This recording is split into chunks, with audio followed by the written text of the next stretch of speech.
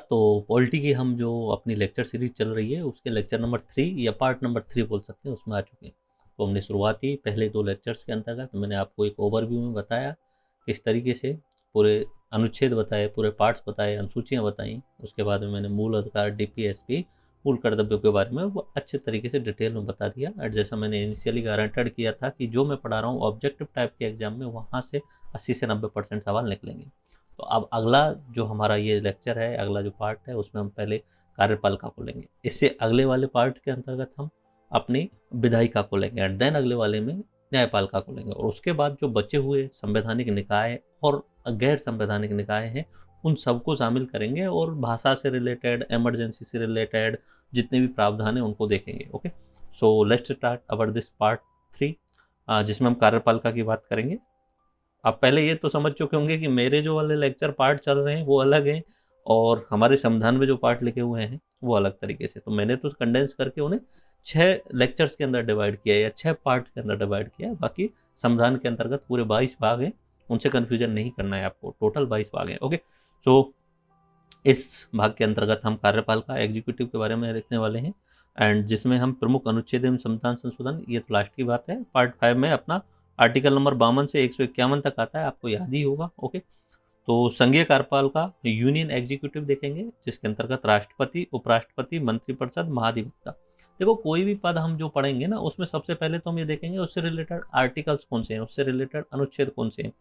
फिर उसके बाद में उसकी नियुक्ति कैसे की जाती है, उसको नियुक्त कौन करता है, उसकी शपथ कौन दिलाता है, उसकी सैलरी क्या है, उसका टेन्योर कितना है, उसको हटाया कैसे जा सकता है, अगर वो अनुपस्थित है तो उसकी अनुपस्थिति में उसका कार्यभार कौन संभालेगा, ये सब इन सब के लिए देखना है। राष्ट्रपति, उपराष्ट्रपति एंड मंत्रिपरिषद एंड महाधिवक्ता। मैंने बहुत ज़्यादा गागर में सागर किया हुआ है। राष्ट्रपति वाले को एक पेज के अंतर्गत इस तरीके से मैंने डिफाइन किया हुआ है कि उससे बाहर कोई भी सवाल जो है वो बाहर नहीं जा सकता। जैसे राष्ट्रपति को अगर पढ़ना है तो राष्ट्रपति की योग्यता हमें देखनी होगी। ओके, फिर उम्मीदवार होने की योग्यता अलग होने की, उम्मीदवार बनने के टाइम पे उससे पहले आप राष्ट्रपति बन सकते हो उसकी योग्यता अलग है, लेकिन उम्मीदवार बनने की देन शपथ, उसके वेतन, कार्यकाल, 5 वर्ष से पूर्व हटाने की क्या स्थिति है, कार्य, ये हम देखेंगे इसके अंतर्गत। ओके, और इससे प्रमुख अनुच्छेद ये रहे। ठीक है, तो ये पूरा कवर है, इससे बाहर पढ़ने की कोई जरूरत नहीं है। जैसा मैंने इनिशियली कहा था कि एम लक्ष्मीकांत और एनसीईआरटी का निचोड़ है। ओके, एंड उसी के साथ साथ में जो पार्ट 6 है अपना संविधान का, उसमें राज्य की कार्यपालिका के बारे में वर्णन किया गया है। अनुच्छेद नंबर 52 से शुरू हो जाता है। तो उसमें हम राज्यपाल, मंत्रिपरिषद एवं एडवोकेट जनरल के बारे में देखेंगे। ओके, तो यहाँ पे अटॉर्नी जनरल और एडवोकेट जनरल दोनों को समाहित भी कर लेंगे और लास्ट में अपना जो संवैधानिक निकाय है उसमें भी शामिल होंगे। ओके, सो पार्ट 4 जो अपना आएगा उसमें हम विधायिका की बात करेंगे। इससे अगला वाला जो भाग होगा उसमें हम संघीय व्यवस्थापिका, राज्य व्यवस्थापिका, स्थानीय सुशासन, जिला प्रशासन, केंद्र राज्य संबंध और प्रमुख अनुच्छेद, और उनको दो हर लेक्चर के साथ में रिवाइज करा रहा हूँ। ठीक है, so let's start with the भारतीय लोकतंत्र। हमारे भारतीय लोकतंत्र के बारे में आपको पता ही है, मैं पहले काफ़ी बार बता चुका हूँ कि भारतीय लोकतंत्र जो है उसके 3 स्तंभ हैं। 3 स्तंभ कौन कौन से हैं? पहला है अपना व्यवस्थापिका, दूसरा है अपना कार्यपालिका और तीसरा है अपना न्यायपालिका। व्यवस्थापिका क्या होती है? व्यवस्थापिका का काम होता है कानून बनाना। व्यवस्थापिका का काम क्या होता है? कानून बनाना। और उस कानूनों को क्रियान्वयन कौन करवाता है? उन कानूनों का क्रियान्वयन करवाती है अपनी कार्यपालिका, एग्जीक्यूटिव। और उनको देखरेख कौन करता है? वो देखती है कानूनों की समीक्षा करने का अधिकार किसका है? वो न्यायपालिका का है। ओके, तो कानूनों का निर्माण व्यवस्थापिका अपना लेजिस्लेटर करवाएगा, केंद्र के लेवल पे संसद करवाएगी। और संसद का मतलब होता है लोकसभा, राज्यसभा और साथ साथ में प्रधानमंत्री, तीनों को मिलकर संसद बनती है। काफी बार एग्जाम में पूछा गया है संसद का मतलब लोकसभा, राज्यसभा और राष्ट्रपति। मतलब किस तरीके से कोई भी अगर बिल आपको पारित करवाना है, कानून बनाना है, तो आपको पहले राज्यसभा और लोकसभा से पारित करवाना पड़ेगा उसे। ठीक है, उसके बाद में जब तक राष्ट्रपति के दस्तखत नहीं होंगे तब तक वो कानून नहीं बनेगा। तो संसद के अंतर्गत या व्यवस्थापिका के अंतर्गत, विधायिका के अंतर्गत कौन शामिल हो जाते हैं? लोकसभा, राज्यसभा और राष्ट्रपति। अगर मैं इसी चीज को अगर राज्य के लेवल पर लेकर के आऊं, इसी चीज को मैं अपने स्टेट लेवल पे लेके आऊं, तो राज्यपाल, राज्य विधानमंडल और राज्य विधान परिषद, इन तीनों को मिलकर के बनता है अपनी विधायिका, राज्य की विधायिका। जब तक राज्यपाल के दस्तक नहीं होंगे तब तक कोई कानून नहीं बन पाएगा। ओके, तो कानूनों का निर्माण करना अपनी विधायिका का काम है। अब कानूनों का क्रियान्वयन कार्यपाल का। और कार्यपालिका भी दो तरीके की होती है, एक तो होती है स्थायी कार्यपालिका और एक होती है अस्थायी कार्यपालिका।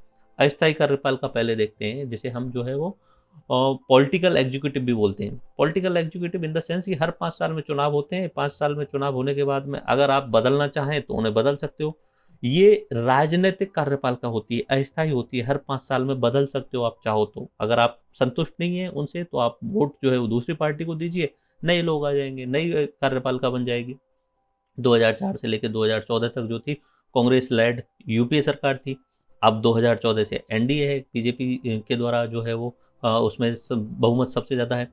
तो अस्थायी कार्यपालिका और स्थायी कार्यपालिका, स्थायी कार्यपालिका कौन सी होती है? स्थायी कार्यपालिका वो होती है जो आईएएस, आरएएस और बाकी जितने भी कर्मचारी होते हैं, सरकारी कर्मचारी जितने होते हैं, वो स्थायी कार्यपालिका में आते हैं, क्योंकि कर्मचारियों का काम भी क्रियान्वयन करवाना होता है।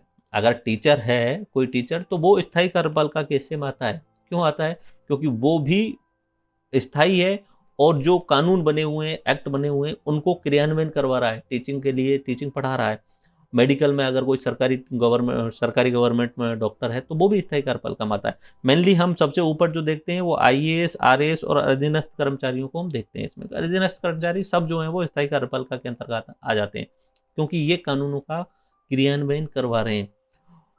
तो मेनली क्या होता है, अस्थायी कार्यपालिका जनता का प्रतिनिधित्व करती है और एक ओवरव्यू में जो है इनको निर्देश देती है स्थायी कार्यपालिकाओं वाले के लिए। तो अस्थायी कार्यपालिका में राष्ट्रपति आता है, उपराष्ट्रपति आता है, प्रधानमंत्री आता है, मंत्रिपरिषद आता है।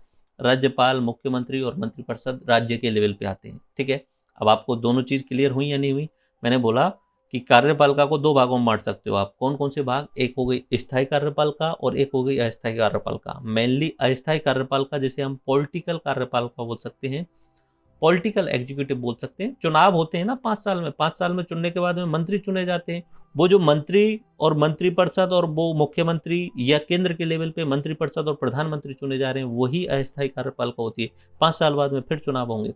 ठीक है, अब इनके साथ साथ में पैरेलल में स्थायी कार्यपालिका काम करती है। ठीक है, इनके साथ में हर बड़े नेता, हर मंत्री के साथ में एक आईएएस, आरएएस अधिकारी हमेशा होता ही है।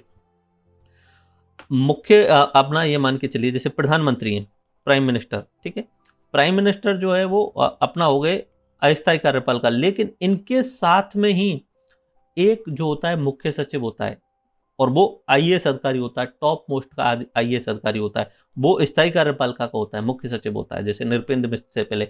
तो एक होता है चीफ अपना सेक्रेटरी होता है, मुख्य सचिव होता है। ठीक है, ऐसे ही राज्य के लेवल पे सीएम के साथ में मुख्य सचिव होता है। कोई भी मंत्री हो, मान लीजिए कि कोई गृह मंत्री है, ठीक है, गृह मंत्री, तो गृह मंत्री के साथ साथ में गृह मंत्रालय में गृह सचिव भी होता है, और ये आईएएस अधिकारी होता है। ठीक है, ये आईएएस अधिकारी होता है। तो कार्यपालिका स्थायी कार्यपालिका के साथ साथ में अस्थायी कार्यपालिका दोनों ही होती हैं। ओके, तो अस्थायी कार्यपालिका को, अस्थायी वाली को हम चुनते हैं हर 5 साल में, और अस्थायी जो है वो एग्जाम के द्वारा एग्जाम कंडक्ट करवाए जाते हैं, यूपीएससी, स्टेट पीएससी और अदर बोर्ड्स के द्वारा, और उनके बाद उन्हें चुना जाता है। तो एक व्यवस्थापिका जो होती है कानून निर्माण करने का काम करती है, जिसमें राज्यसभा, लोकसभा और राष्ट्रपति होते हैं। कार्यपालिका कानूनों का क्रियान्वयन करवाना होता है, और जिसमें अस्थायी और स्थायी कार्यपालिका दोनों होती है। हमें पढ़ना कौन सा है? अस्थायी, क्योंकि संविधान में मोस्टली जो वर्णन किया गया है अस्थायी का किया गया है। बाकी स्थायी कार्यपालिका के लिए तो बोल दिया गया है कि 308 से लेकर 323 में आप जो है सर्विस किस तरीके से बढ़ाओगे वो आप देख लेना अपने हिसाब से, ऐसा बोल दिया गया। तो हमें अस्थायी कार्यपालिका में राष्ट्रपति, उपराष्ट्रपति, प्रधानमंत्री, मंत्रिपरिषद और यहाँ पे अटॉर्नी जनरल का भी व्याख्या की, तो उनको पढ़ना है यहाँ पे। एंड देन फिर राज्य के लेवल पर राज्यपाल, मुख्यमंत्री, मंत्रिपरिषद, इनको देखना है। न्यायपालिका कानूनों की समीक्षा करने का काम होता है। एक इंटीग्रेटेड न्यायपालिका है हमारी, ऊपर से नीचे तक एकीकृत है। ये हमने अमेरिका से लिया है। इसमें जुडिशियल रिव्यू का भी है, और आर्टिकल 32, आर्टिकल 13, आर्टिकल 226 बहुत इंपॉर्टेंट होते हैं न्यायपालिका से रिलेटेड। 124 जो है वो सुप्रीम कोर्ट की बात करता है, 214 जो है वो हाई कोर्ट की बात करता है। आर्टिकल 13 सुप्रीम कोर्ट को और हाई कोर्ट को जुडिशियल रिव्यू का अधिकार देता है। उसमें कहा जाता है कि अगर कोई भी कानून जो है वो संविधान के सम्मत नहीं है तो उसका जुडिशियल रिव्यू करके उसे खत्म किया जा सकता है सुप्रीम कोर्ट या हाई कोर्ट के द्वारा। ठीक है, ये आर्टिकल 13 में लिखा हुआ है। ओके, और रिट जारी करने की शक्ति आर्टिकल 32 के तहत सुप्रीम कोर्ट को मिलती है, और आर्टिकल 226 के तहत हाई कोर्ट को मिलती है। So let's start with the राष्ट्रपति। ठीक है, कार्यपालिका शुरू करते हैं। कार्यपालिका में अस्थायी कार्यपालिका जो संविधान में लिखी हुई है, तो राष्ट्रपति, मैंने आपको बताया पार्ट 5 का पहला चैप्टर जो है वो राष्ट्रपति अपने कार्यपालिका से रिलेटेड है, जिसमें सबसे पहला जो पोस्ट दिया हुआ है वो राष्ट्रपति का।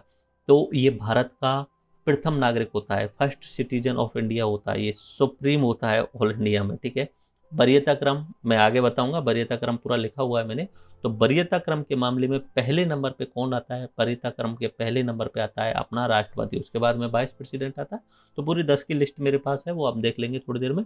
तो भारत का प्रथम नागरिक कौन होता है? राष्ट्रपति। भारत के जितने भी काम होते हैं वो किसके नाम से होते हैं? वो राष्ट्रपति के नाम से होते हैं। अगर किसी विदेश के साथ संधि करनी है तो वो राष्ट्रपति के नाम से होती है। कोई भी एक्ट पास होगा तो वो राष्ट्रपति के दस्तखत के बाद ही होगा। कोई भी स्कीम आएगी वो भी राष्ट्रपति के दस्तखत ही फाइनल होंगे। प्रधानमंत्री हमारा वास्तविक कार्यपालिका का अध्यक्ष होता है, लेकिन नाम मात्र कार्यपालिका का अध्यक्ष कौन होता है? राष्ट्रपति। नाम तो राष्ट्रपति का ही चलता है, हर चीज पे नाम राष्ट्रपति का ही होता है। ओके, बाकी शक्ति किसके पास में? प्रधानमंत्री के पास में। सब चीज पावर प्रधानमंत्री के पास में। ज्यादातर माइंड किसका काम करता है? प्रधानमंत्री का। राष्ट्रपति को क्या करना होता है? दस्तखत करना होता है। ओके, तो आर्टिकल नंबर 52 में लिखा हुआ है भारत का एक राष्ट्रपति होगा। आपको 52, 63 और 74 तीन आर्टिकल याद हो गए होंगे। उसके अलावा 79, 80 और 81 सरला, संसद, राज्यसभा और लोकसभा। ध्यान रखना है 79, 80 और 81। 79 में संसद का प्रावधान है और 80 में राज्यसभा और 81 में लोकसभा का संरचना क्या रहेगी, ये प्रावधान है। ओके, तो ये कुछ इंपॉर्टेंट जो भी आर्टिकल मुझे जैसे जैसे ध्यान आएंगे रिवाइज कराता चलूंगा आपको।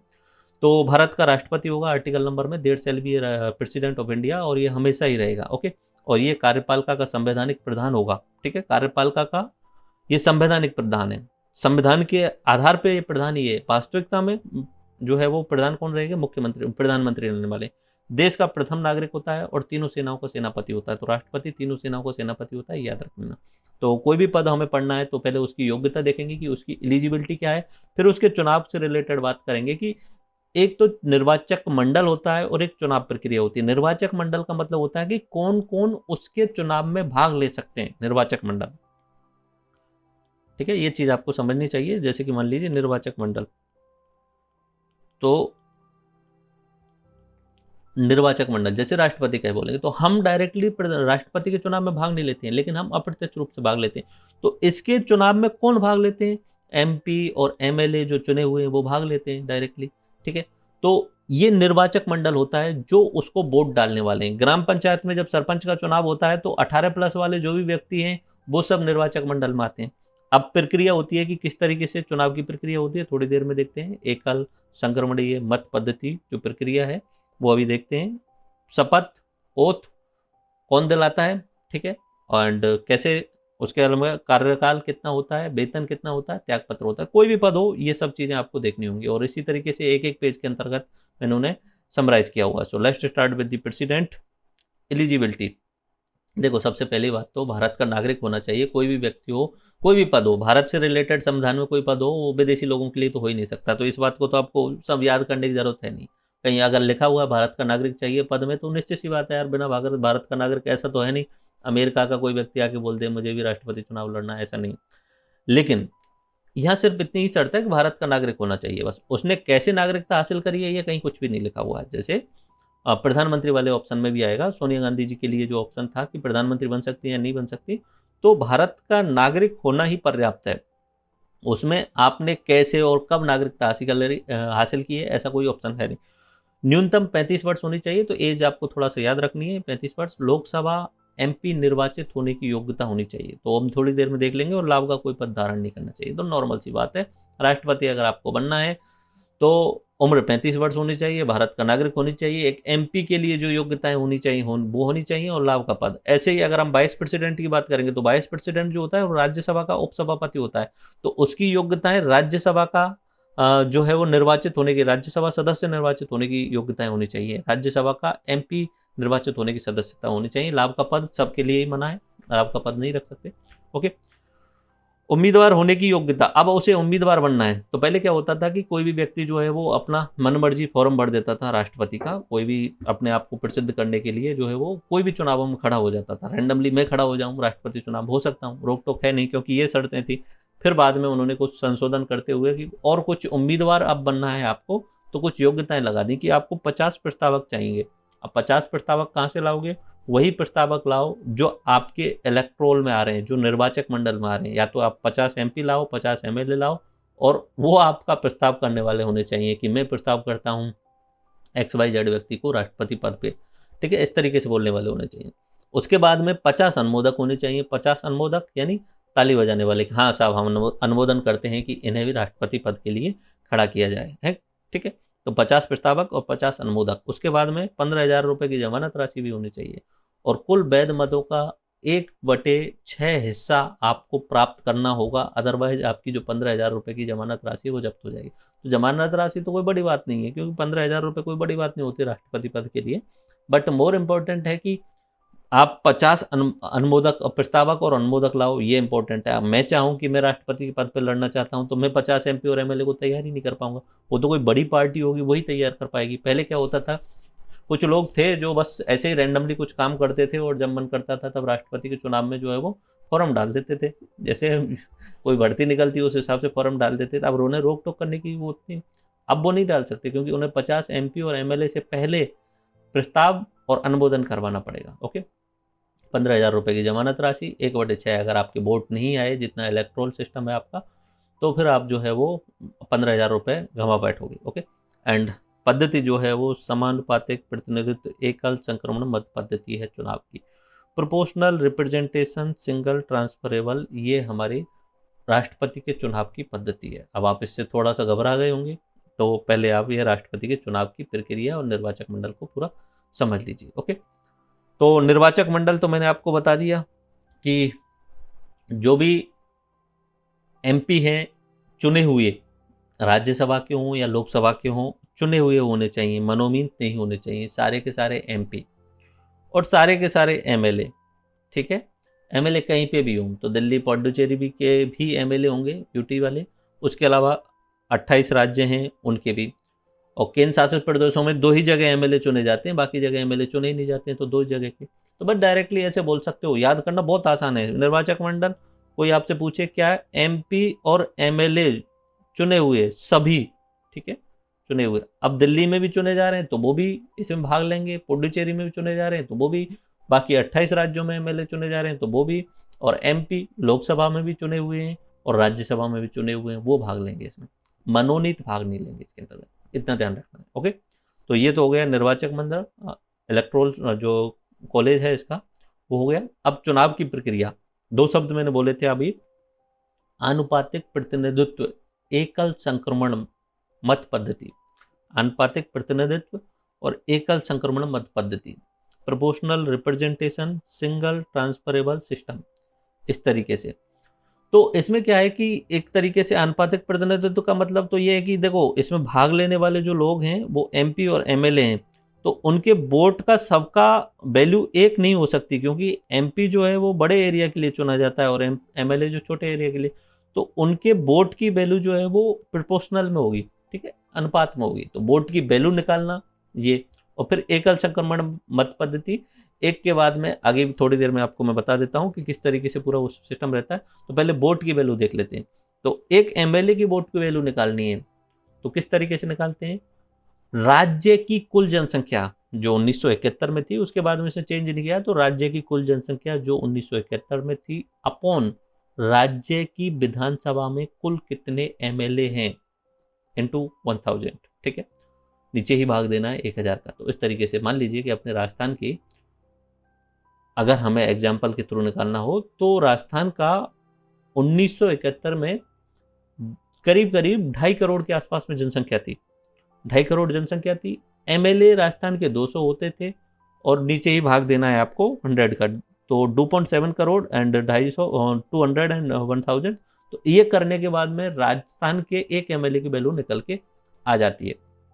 अब आपको एक संसद यानी MP का एक वैल्यू निकालना है, तो बस सीधा सा तरीका है, जितने भी राज्यों के MLA हैं उनका गुणा उनके वैल्यू से कर दीजिए और बटे जो लोकसभा और राज्यसभा के कुल सदस्य हैं उनसे कर दीजिए, ठीक है। तो एक वर्तमान में एक MP का मूल्य जो निकल के आता है 307, ठीक है। कुल मिला के MLA जो है 4120, बट उससे भी ज़्यादा हो चुके हैं, अभी धीरे धीरे बढ़ते जा रहे हैं, तो बढ़ जाता है, हर बार चुनाव होते हैं उस समय परिसीमन के हिसाब से थोड़ा बहुत चेंज भी कर सकते हैं। ओके, तो ये आप निकाल सकते हैं एक MP की वैल्यू कितनी आती है 708 के आसपास में, और एक MLA, हर राज्य के लिए एक MLA की वैल्यू अलग रहेगी, हर राज्य के लिए अलग रहेगी। Okay, that's it. तो संसद और विधानसभाओं के मनोनीत सदस्य, विधान परिषद के मनोनीत सदस्य इसमें चुनाव में भाग नहीं लेते, मनोनीत कोई भी भाग नहीं लेता है। ओके, तो इसके बाद में एकल संक्रमण मत पद्धति है। इसमें क्या होता है कि एक लिस्ट बना के देते हैं, इस तरीके से आपको बता देता हूँ। मान लीजिए कि 3 लोग खड़े होने वाले चुनाव में, ए, बी और सी, ठीक है। तो जो वोट देने वाले लोग हैं, ये तो खड़े होने वाले लोग हैं ए बी सी, और वोट देने वाले 776 तो जो है एमपी हैं, और 4100 प्लस जो है वो एमएलए हैं। आसपास मान लीजिए कि 5000 लोग वोट देने वाले हैं। उन सबके सामने जो बैलेट लाया जाता है उसमें ऑप्शन दिए जाते हैं कि आप पहली वरीयता पे किसको देना चाहते हो, दूसरी वरीयता पे किसको देना चाहते हो, और तीसरी वरीयता पे। मतलब अगर पहली वरीयता वाला चुनाव जो है वो पहली बार में ही जो है वो ये अपना न्यूनतम कोष प्राप्त नहीं कर पाया। न्यूनतम कोष का मतलब होता है कुल पड़े हुए वैध वोट अपॉन 2+1, यानी कि अगर 100 लोगों ने वोट दिया, 100 लोगों ने वोट दिया तो 100 में 2 का भाग देके +1 करके 51 जो होता है वो न्यूनतम कोष होता है। तो पहली अगर गणना होगी, प्रथम गणना में अगर 51 वोट नहीं लिए, यानी 51% में नहीं आ पाया, तो फिर उसके बाद में दूसरी वरीयता वाले क्रम को चेक किया जाएगा। तो पहली वरीयता पे मान ली एक ने बोल दिया कि रामनाथ कोविंद जी को, ठीक है, और वही बोलेगा कि मैं दूसरी वरीयता पे ये हामिद अंसारी जी को देखना चाहता हूँ, और तीसरी वरीयता पे मैं प्रतिभा पाटिल जी को देखना चाहता हूँ। इस तरीके से हो सकता है ऑप्शन। तो हर जो वोट डालने वाला है उसे तीनों ही वरीयताओं को देना होता है कि पहली पे ये, दूसरी पे ये, तीसरी पे ये। उसके बाद में पहली बार में ही अगर न्यूनतम कोष प्राप्त कर लिए गए, न्यूनतम कोष क्या होता है, कुल जितने वोट पड़े अपॉन 2+1, ये न्यूनतम कोष होता है राष्ट्रपति के। ये सबके लिए होता है, मतलब आधे से एक ज्यादा, मतलब इस तरीके से न्यूनतम कोष।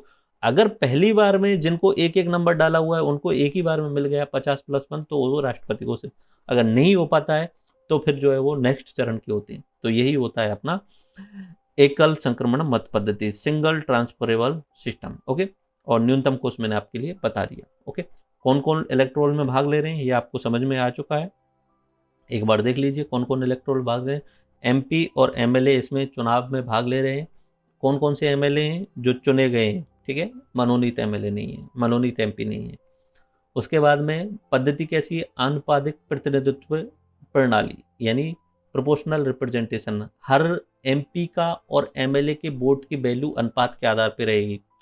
हर राज्य के एमएलए की वैल्यू अलग रहेगी। आगे बात समझ में, एमपी के वोट की वैल्यू ज़्यादा रहेगी और राज्यों के एमएलए की वैल्यू जो होगी वो कम होगी। जरूरी नहीं है राजस्थान के जो एमएलए की वैल्यू है वही पंजाब की वैल्यू हो, पंजाब के एमएलए की वही यूपी की, ऐसा नहीं है। सूत्र है, फॉर्मूला है। फॉर्मूला क्या है, राज्य की कुल जनसंख्या 1971 में वटे राजस्थान या कोई भी राज्य हो, राज्य की विधानसभा कि कुल एमएलए इन 2000, इस तरीके से एक एमएलए की वैल्यू निकाली जाती है। और एमपी की वैल्यू निकालने का कुल जितने भी एमएलए हैं उनकी वैल्यू का गुणा करके और अपॉन जितने एमपी हैं उनका भाग दे दिया जाता है। टोटल 776 के आसपास एमपी हैं तो उनका भाग दे दिया जाता है, तो एक एमपी या सांसद की वैल्यू निकल के आ जाती है। तो ये राष्ट्रपति की चुनाव प्रक्रिया से संबंधित बात हो गई। ओके, तो उम्मीदवार होने की योग्यता 50 जो है वो प्रस्तावक और अनुमोदक होने चाहिए, और जमानत राशि प्राप्त करने के लिए आपको मिनिमम 1/6 वोट लाने होंगे। ओके, शपथ कौन दिलवाता है, शपथ दिलाता है इनके लिए chief justice of supreme court, chief justice of India, अपने इंडिया के सर्वोच्च न्यायालय के मुख्य न्यायाधीश इनको शपथ दिलवाते हैं।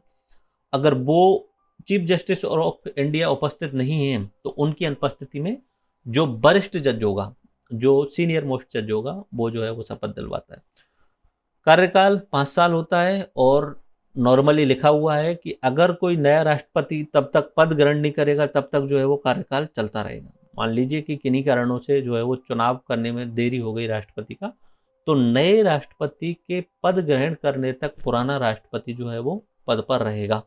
वैसे 5 साल का कार्यकाल है, लेकिन 5 साल से ज़्यादा बढ़ाया जा सकता है, लेकिन वो पद पर तब तक रहेगा जब तक नया राष्ट्रपति चुन लिया जाए। ओके, और क्या इन्हें दोबारा रीअपॉइंटमेंट किया जा सकता है? हाँ, ऐसा किया जा सकता है। डॉक्टर राजेंद्र प्रसाद को दोबारा से रीअपॉइंटमेंट किया गया था। ओके, 5 वर्ष से पूर्व अगर इन्हें पद से हटाना हो तो पहला तो है कि राष्ट्रपति जी को लगे कि अब भाई मुझे त्यागपत्र देना चाहिए, मुझे ये सुख सुविधाएं मिल रही हैं, इनसे थोड़ा सा मोहमाया से हटके वानप्रस्थ कर लेना चाहिए। तो वो त्यागपत्र जो है वो उपराष्ट्रपति को दे सकते हैं। ध्यान रखना है, राष्ट्रपति किसको दे रहा है? उपराष्ट्रपति को। उपराष्ट्रपति राष्ट्रपति को त्यागपत्र देगा। या उनकी मृत्यु हो जाती है तो ऑटोमेटिक 5 वर्ष से पूर्व हट ही जाते हैं। या उन पे महाभियोग चलाया जा सकता है साबित कदाचार के आधार पे, ठीक है। तो लगे कि वो दिवालिया हो गए, मेंटली डिस्टर्ब हो गए, वो काम करने में असमर्थ हैं, या वो कुछ किसी तरीके से प्रॉपर वे में काम नहीं कर रहे हैं, ठीक है, तो उन पे महाभियोग भी चलाया जा सकता है। और उनका पद अगर रिक्त हो जाता है तो 6 माह के अंतर्गत चुनाव कराना जरूरी है। वो पद खाली नहीं रहना चाहिए, तब तक उपराष्ट्रपति as a caretaker president का काम करेंगे। ओके, तो महाभियोग की प्रक्रिया मैंने बोली। इम्पीचमेंट की प्रक्रिया क्या होती है? तो ये इम्पीचमेंट की प्रक्रिया समझ लेते हैं कि किस तरीके से अगर राष्ट्रपति अपने कर्तव्यों का जो निर्वहन सही से नहीं कर रहा है तो किस तरीके से उसे हटाया जा सकता है, ठीक है। तो ये शुरू करते हैं। ओके, देखो यहाँ पे हम मानते हैं कि सदन है, एक सदन ए और एक है सदन बी और सी, एक्चुअली सदन बी और सदन सी। और एक्चुअल मैंने पहले आपको बोला हुआ है कि जो राष्ट्रपति का जो संसद जो होती है वो लोकसभा, राज्यसभा और राष्ट्रपति से मिलकर बनी होती है। तो यहाँ आप लोकसभा मान लीजिए या राज्यसभा मान लीजिए या उल्टा मान लीजिए, सदन कोई फिक्स नहीं है। किसी भी सदन में जो है वो हम शुरू कर सकते हैं। मान लीजिए कि हमने इस सदन से राष्ट्रपति को हटाने की इम्पीचमेंट की प्रोसेस शुरू करी, ठीक है।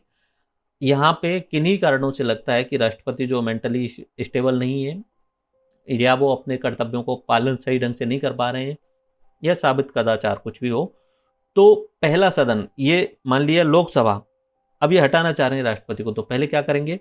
ये प्रस्ताव भेजेंगे 1/4 बहुमत से पारित करके, नॉर्मल साधारण बहुमत से, कि भाई हम राष्ट्रपति जी आपको हटाना चाह रहे हैं। यानी प्रस्ताव भेज के 14 दिन पूर्व सूचना दे देंगे राष्ट्रपति जी को कि अब आपके खिलाफ जो है वो इम्पीचमेंट प्रोसेस शुरू की जाएगी। अभी इम्पीचमेंट प्रोसेस शुरू नहीं हुई है, पहले तो राष्ट्रपति को 14 दिन पूर्व सूचना दी जा रही है कि हम आपको हटाने के लिए महाभियोग प्रक्रिया शुरू करने वाले हैं। 14 दिन पहले शुरू किया जा रहा है ये सब, ठीक है। और वो उसमें भी 1/4 बहुमत जरूरी होता है। तो कहाँ से शुरू हुआ?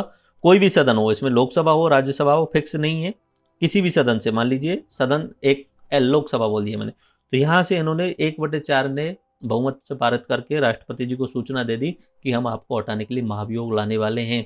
अब राष्ट्रपति को जिस सदन में शुरुआत हुई है उस सदन में आके सफाई देनी पड़ेगी कि जो आपके सवाल हैं या आपके मन में जो स्थिति है उसको क्लियर करना पड़ेगा। तो राष्ट्रपति आके उस सदन में जो है वो भाग लेंगे, ठीक है। और अपने जो भी सवाल किए गए हैं या जिन पे भी आधार पे उन्हें कदाचार बताया जा रहा है उनके हिसाब से वो अपना पक्ष रखने की कोशिश करेंगे उसी सदन में जहाँ से महाभियोग की प्रक्रिया शुरू की जाने वाली है। मान लीजिए कि ये सदन संतुष्ट नहीं होता है राष्ट्रपति के जवाबों से, और ये सदन क्या करता है कि महाभियोग की प्रक्रिया शुरू कर देता है। और महाभियोग की प्रक्रिया शुरू करने का मतलब है कि इस सदन को 2/3 बहुमत से पारित करके भेजना होगा दूसरी सदन के लिए। तो कि अब हमने महाभियोग प्रक्रिया शुरू कर दी है, तो महाभियोग प्रक्रिया में 2/3 बहुमत टोटल जितनी वैल्यू है हमारे जिस भी सदन में से शुरू किया गया है उसका 2/3 तो कम से कम चाहिएगा ही चाहिएगा। ओके, उपस्थित नहीं, सदन की कुल संख्या का 2/3 इन्होंने 2/3 से पारित करके दूसरे सदन को भेज दिया। अब ये दूसरा सदन क्या करेगा? ये दूसरा सदन जो होगा वो दूसरा सदन जो है वो पहले जांच समिति बिठाएगा, ठीक है, जांच समिति बिठाएगा, और जांच समिति जो है वो रिपोर्ट दे देगी इस सदन को। थोड़ा सा दोबारा से समझिए, प्रोसेस इस तरीके से चल रही है, क्रम संख्या इसमें लिखी हुई है, क्लियर आपको पता चला। तो ये दूसरे सदन के पास में पहुंचा, तो यहाँ से ये जो है वो जांच समिति बिठाएगा 6 नंबर पे। और ये जांच समिति अगर बोल देती है हाँ भाई राष्ट्रपति जो है वो हटा देना चाहिए, तो ये रिपोर्ट वापस जो इस सदन के पास में आ जाएगी। और अब ये सदन 2/3 बहुमत से जो है वो अगर उसे पारित कर देता है तो महाभियोग की पूर्ण हो जाती है और राष्ट्रपति को हटाया जा सकता है। थोड़ा सा कठिन हुआ, समझने की दोबारा से कोशिश करते हैं, एक नए पेज के थ्रू समझने की कोशिश करते हैं। ओके, ये लोकसभा, ये राज्यसभा, ठीक है, ये लोकसभा और ये राज्यसभा, थोड़ा सा इधर ले लेता हूँ, और यहाँ हमारे राष्ट्रपति जी, ठीक है। अब राष्ट्रपति जी को हटाने की अगर प्रक्रिया करनी है, ठीक है, तो सबसे पहले जिस भी सदन से वो प्रक्रिया शुरू की जानी है, लोकसभा से भी की जा सकती है, राज्यसभा से भी की जा सकती है। मान लीजिए लोकसभा से शुरू की जा रही है, तो ये लोकसभा वाले 14 दिन पहले सूचना दे देंगे राष्ट्रपति जी को कि आपके खिलाफ महाभियोग लाया जाने वाला है, और ये 14 दिन पहले भी सूचना दी जाएगी, वो 1/4 बहुमत के आधार पर दी जाएगी। ऐसा नहीं कि 2 आदमी जाके बोल दिया जाए कि भैया कि आपके खिलाफ बहुमत लाने वाले हैं, आपके खिलाफ महाभियोग लाने, 2 आदमियों से महाभियोग की प्रक्रिया भी शुरुआत नहीं होगी। तो यहाँ पे 1/4 बहुमत से उन्होंने राष्ट्रपति को बोल दिया। राष्ट्रपति अपना जवाब देने के लिए इसी सदन में आएगा, और मान लीजिए ये सदन उनके जवाब से संतुष्ट नहीं होता है, तो ये लोकसभा 2/3 बहुमत से कुल सदस्यों की, उपस्थित नहीं कुल सदस्य, उपस्थित भले कम हो लेकिन हमें कुल सदस्यों के 2/3 देखना, ये 2/3 से जो है वो पारित करके राज्यसभा को दे देते हैं। अब राज्यसभा क्या करेगा, एक जांच समिति बिठाएगा, जांच समिति, ठीक है। ये जांच समिति को बोलेगा कि आप चेक करके बताओ, जैसा पहले सदन ने बोला है क्या वो सही है, राष्ट्रपति के खिलाफ महाभियोग लाया जाना चाहिए। इसने बोल दिया कि हाँ ठीक है सही है, तो ये राज्यसभा भी 2/3 बहुमत से पारित कर देगा और यहाँ राष्ट्रपति को हटा दिया जाएगा। आगे बात समझ में, ये राष्ट्रपति के खिलाफ महाभियोग की प्रक्रिया ऑब्जेक्टिव टाइप में पूछा जाएगा, तो इसमें से आप निश्चित कर दोगे। आगे बात समझ में, तो ये हुई राष्ट्रपति के खिलाफ महाभियोग की प्रक्रिया कंप्लीट। ओके, तो हटाने की प्रक्रिया आपको समझ में आ गई, त्यागपत्र दे दे, मृत्यु हो जाए, महाभियोग प्रक्रिया, और अगर हट भी जाता है तो 6 माह के अंदर तक चुनाव कराने होंगे। अब राष्ट्रपति के कार्यों के बारे में बात करते हैं। तो राष्ट्रपति के कार्य, ओके, तो राष्ट्रपति के कार्यों की अगर बात करें हम, तो नियुक्ति जो है किन किन लोगों की नियुक्ति करता है राष्ट्रपति, ठीक है। प्रधानमंत्री की नियुक्ति राष्ट्रपति के द्वारा की जाती है। Chief justice of supreme court and chief justice of high court, इनकी नियुक्ति राष्ट्रपति के द्वारा की जाती है। कंट्रोलर एंड ऑडिटर जनरल, नियंत्रक एवं महालेखा परीक्षक की नियुक्ति राष्ट्रपति के द्वारा की जाती है। चीफ इलेक्शन कमिश्नर, इसकी नियुक्ति राष्ट्रपति के द्वारा की जाती है। Governor, attorney general, UPSC chairman और जितने भी एम्बेसडर, राजदूत होते हैं, उन सब की नियुक्ति राष्ट्रपति के द्वारा की जाती है। ध्यान आई, प्रधानमंत्री, chief justice of supreme court, chief justice of high court, CAG, CEC, governor, attorney general, UPSC chairman और राजदूत, इन सब की नियुक्ति जो है वो राष्ट्रपति के द्वारा की जाती है। ओके, अब विधायी शक्तियां राष्ट्रपति की, पहले नियुक्ति वाली शक्तियां, ये ध्यान रख लेना, विधायी शक्तियां, विधायी शक्तियों का तो आपको समझ में आ गया होगा। लेजिस्लेटर राष्ट्रपति को मिलके ही बनता है, बिना राष्ट्रपति के लेजिस्लेचर बन ही नहीं सकता, यानी राष्ट्रपति, लोकसभा और राज्यसभा, इन तीनों को मिलके ही संसद बनता है, कोई भी कानून इन तीनों के बिना पूरा नहीं हो सकता। तो ये तो ओवरव्यू वाली हो गई। और आर्टिकल नंबर 87 में राष्ट्रपति को विशेष अभिभाषण की शक्ति है दोनों सदन के बीच में जाकर के। ओके, उसके अलावा अध्यादेश जारी करने की शक्ति है राष्ट्रपति के पास में। आर्टिकल नंबर 72 में क्षमादान करने की शक्ति है। आर्टिकल नंबर 143 में सुप्रीम कोर्ट से परामर्श मांगने की शक्ति है। उसके अलावा आपातकाल की शक्ति है आर्टिकल नंबर 352, 356 और 360 के तहत। ओके, और जेबी वीटो का भी अधिकार राष्ट्रपति के पास में है। निर्णय अभाव की स्थिति में विधेयक को अपने जेब में रख लेता है, अपने पॉकेट में रख लेता है, उसे जेबी वीटो के नाम से जाना जाता है। राष्ट्रपति के कार्य हुए, एक बार रिवाइज करते हैं कौन कौन से कार्य हुए। पहली बात तो नियुक्ति से रिलेटेड, नियुक्ति किन किन लोगों की नियुक्ति कर सकता है राष्ट्रपति, पीएम की, chief justice of supreme court, chief justice of high court, high court और सुप्रीम कोर्ट के जो मुख्य न्यायाधीश होते हैं उनकी नियुक्ति भी राष्ट्रपति के द्वारा की जाती है। कैग की नियुक्ति राष्ट्रपति के द्वारा की जाती है। उसके बाद में चीफ इलेक्शन कमिश्नर, मुख्य निर्वाचन आयुक्त की नियुक्ति राष्ट्रपति के द्वारा की जाती है। राज्यों के राज्यपालों की नियुक्ति यानी गवर्नर की नियुक्ति राष्ट्रपति के द्वारा की जाती है। अटॉर्नी जनरल की नियुक्ति राष्ट्रपति के द्वारा की जाती है। यूपीएससी चेयरमैन की नियुक्ति और बाकी राजदूतों की नियुक्ति भी राष्ट्रपति के द्वारा की जाती है। विधायी शक्तियों में आपको 3-4 आर्टिकल याद रखने होंगे। एक तो राष्ट्रपति, लोकसभा और राज्यसभा मिलकर के जो है वो संसद बनती है, विधायिका बनती है। आर्टिकल नंबर 87 में राष्ट्रपति का विशेष अभिभाषण की शक्ति है, जो दोनों सदनों के समक्ष प्रस्तुत करता है। जो नई अगर लोकसभा बनती है तब भी वो भाषण देता है। ओके, एंड देन अध्यादेश जारी करने की शक्ति का 123 वाला आर्टिकल है। उसके अलावा 72 वाला जो है वो क्षमादान की शक्ति है। और आर्टिकल नंबर 143 में सुप्रीम कोर्ट से परामर्श मांग सकता है। सुप्रीम कोर्ट परामर्श दे ना दे सुप्रीम कोर्ट की मर्जी, और उस परामर्श को माने ना माने राष्ट्रपति की मर्जी। आर्टिकल नंबर 143 में बट सुप्रीम कोर्ट से परामर्श मांगने की शक्ति है उसके पास में। और आपातकाल की शक्ति 52, 352, 356 और 360। वीटो है ही आपके पास में। वीटो का भी एक बार प्रयोग किया गया है अब तक। किया तो क्या डाक विधेयक से रिलेटेड था, और ये राजीव गांधी समय पे ज्ञानी जैल सिंह के द्वारा एक बार ट्राई किया गया था, बाकी बाद में वो पास कर दिया गया था। ओके, तो जेबी वीटो मतलब निर्णय अभाव की स्थिति में, जब सरकार से अनबन होती है तभी ऐसा होता है, बाकी राष्ट्रपति के पास में तो निर्णय करने की कोई शक्ति होती नहीं है एक्चुअली में। निर्णय अभाव कहाँ से आया? तो राष्ट्रपति की अगर बन नहीं रही है सरकार से तब ऐसा होता है। बाकी राष्ट्रपति की बनेगी क्यों नहीं, बननी चाहिए, क्योंकि राष्ट्रपति को जो है वो सरकार के लोगों ने, एमपी और एमएलए ने नियुक्त किया है। तो निश्चित सी बात है कि महाभियोग लेके आ जाएंगे अगर वो ऐसा नहीं करते हैं, राष्ट्रपति कहना नहीं मानते हैं तो। Okay, that's it. तो राष्ट्रपति के रिलेटेड आर्टिकल रिवाइज करते हैं। आर्टिकल नंबर 52 में लिखा है there shall be a president of India, तो राष्ट्रपति होना चाहिए, 52 में लिख दिया। 53 में लिख दिया है कि कार्यपालिका का अध्यक्ष, कार्यपालिका का जो नाम मात्र का जो अध्यक्ष होगा, एग्जीक्यूटिव जो होगा वो प्रेसिडेंट ही होगा। ओके, एंड अपना मतदाता कौन होंगे इनके लिए, निर्वाचक मंडल कौन होगा, तो एमपी और एमएलए यहाँ पे वोट डालेंगे, जो चुने हुए एमपी और एमएलए वो वोट डालेंगे, वो मतदाता होते हैं चुनाव में। निर्वाचन पद्धति कैसी है? एकल एक आनुपातिक प्रतिनिधित्व, एकल संक्रमणीय मत पद्धति इनकी जो है वो निर्वाचन मत पद्धति है। पदावधि कितनी रहती है? 5 साल की रहती है, हटाया जा सकता है। अगर त्यागपत्र देता है तो उपराष्ट्रपति को दे देता। और महाभियोग की प्रक्रिया किसी भी सदन से शुरू की जा सकती है, लेकिन 14 दिन पूर्व सदन के 1/4 सदस्यों द्वारा राष्ट्रपति को सूचित किया जाएगा। राष्ट्रपति उस सदन में आकर के अपनी पक्ष रखेगा। अगर सदन सहमत नहीं है तो वो 2/3 बहुमत से पारित करके दूसरे सदन को भेज देता है। दूसरा सदन वहाँ पे रिपोर्ट के लिए जांच समिति बनाता है। जांच समिति भी हाँ कर देती है तो दूसरा सदन भी 2/3 से पारित करके महाभियोग कंप्लीट कर सकता है। ओके, और ये राष्ट्रपति की पोस्ट कभी भी 6 महीने से ज़्यादा खाली नहीं रह सकती। उस समय तक चुनाव करवाना ही होगा 6 महीने के भीतर। और जब तक वो राष्ट्रपति है नहीं तब तक उपराष्ट्रपति राष्ट्रपति के रूप में काम करने वाले होंगे। ओके, पुनः निर्वाचन हो सकता है, बिल्कुल उन्होंने लिखा हुआ आर्टिकल नंबर 57 में राष्ट्रपति को पुनः निर्वाचित किया जा सकता है। योग्यता भारत का नागरिक हो, 35 वर्ष पूर्व हो, एंड लोकसभा में चुने जाने के लिए उसकी योग्यताएं पूरी हों, और कोई भी लाभ का पद धारण नहीं करता हो। शर्तें, कंडीशंस हैं कुछ राष्ट्रपति से रिलेटेड। शपथ जो है वो सीजीआई के समक्ष लेता है, चीफ जस्टिस ऑफ इंडिया के सामने। एंड महाभियोग की प्रक्रिया मैंने आपको बता दी। और कार्यवाहक जिम्मेदारी के रूप में उपराष्ट्रपति, ये आर्टिकल नंबर 62 ध्यान रख लेना आप। ओके, अगर राष्ट्रपति अनुपस्थित है, राष्ट्रपति की मृत्यु हो जाती है, राष्ट्रपति त्यागपत्र दे देता है, राष्ट्रपति बीमार है, कार्य नहीं संभाल सकता है अपना, तो उस समय उपराष्ट्रपति जो है वो कार्यवाहक राष्ट्रपति के कार्य करेगा।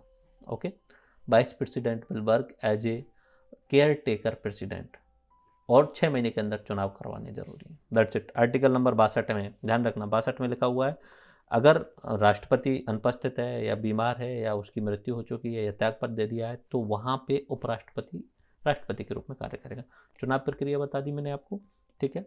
ये आपको एक एमएलए का वोट बता दिया, एक एमपी का वैल्यू बता दिया। न्यूनतम कोष का मतलब होता है 51%, जितने वोट पड़े अपॉन 2 + 1 कर दीजिए। ओके, महाभियोग की प्रक्रिया मैंने आपको 2 या 3 बार समझा दी, तो आई थिंक ये आपको क्लियर हुआ कि किस तरीके से राष्ट्रपति की सारी चीज़ें कवर हो गई आपकी। ओके, अब भारत के जो राष्ट्रपति रहे हैं उनको एक बार देख लेते हैं पूरे कौन कौन से राष्ट्रपति रहे। मैंने आपको बताया कि 2 सितंबर 1940 को भारत की संविधान सभा का गठन हुआ, उसी समय अंतरिम सरकार का भी गठन हो चुका था, ठीक है। एंड 9 दिसंबर 1946 को हमारी संविधान सभा की पहली बैठक हुई थी। 11 दिसंबर को राजेंद्र प्रसाद जी को संविधान सभा का अध्यक्ष चुन लिया गया था, अस्थायी अध्यक्ष। जो स्थायी अध्यक्ष चुन लिया गया था, अस्थायी अध्यक्ष थे वो सबसे बुजुर्ग डॉक्टर सच्चिदानंद सिन्हा थे, लेकिन 1-2 दिन बाद में राजेंद्र प्रसाद जी को एक परमानेंट मेंबर, जो चेयरमैन, लोकसभा स्पीकर बोल सकते हैं, या उस समय के हिसाब से अपनी कॉन्स्टिट्यूशन असेंबली का स्पीकर बोल सकते हैं उन्हें, तो वो चुन लिया गया था।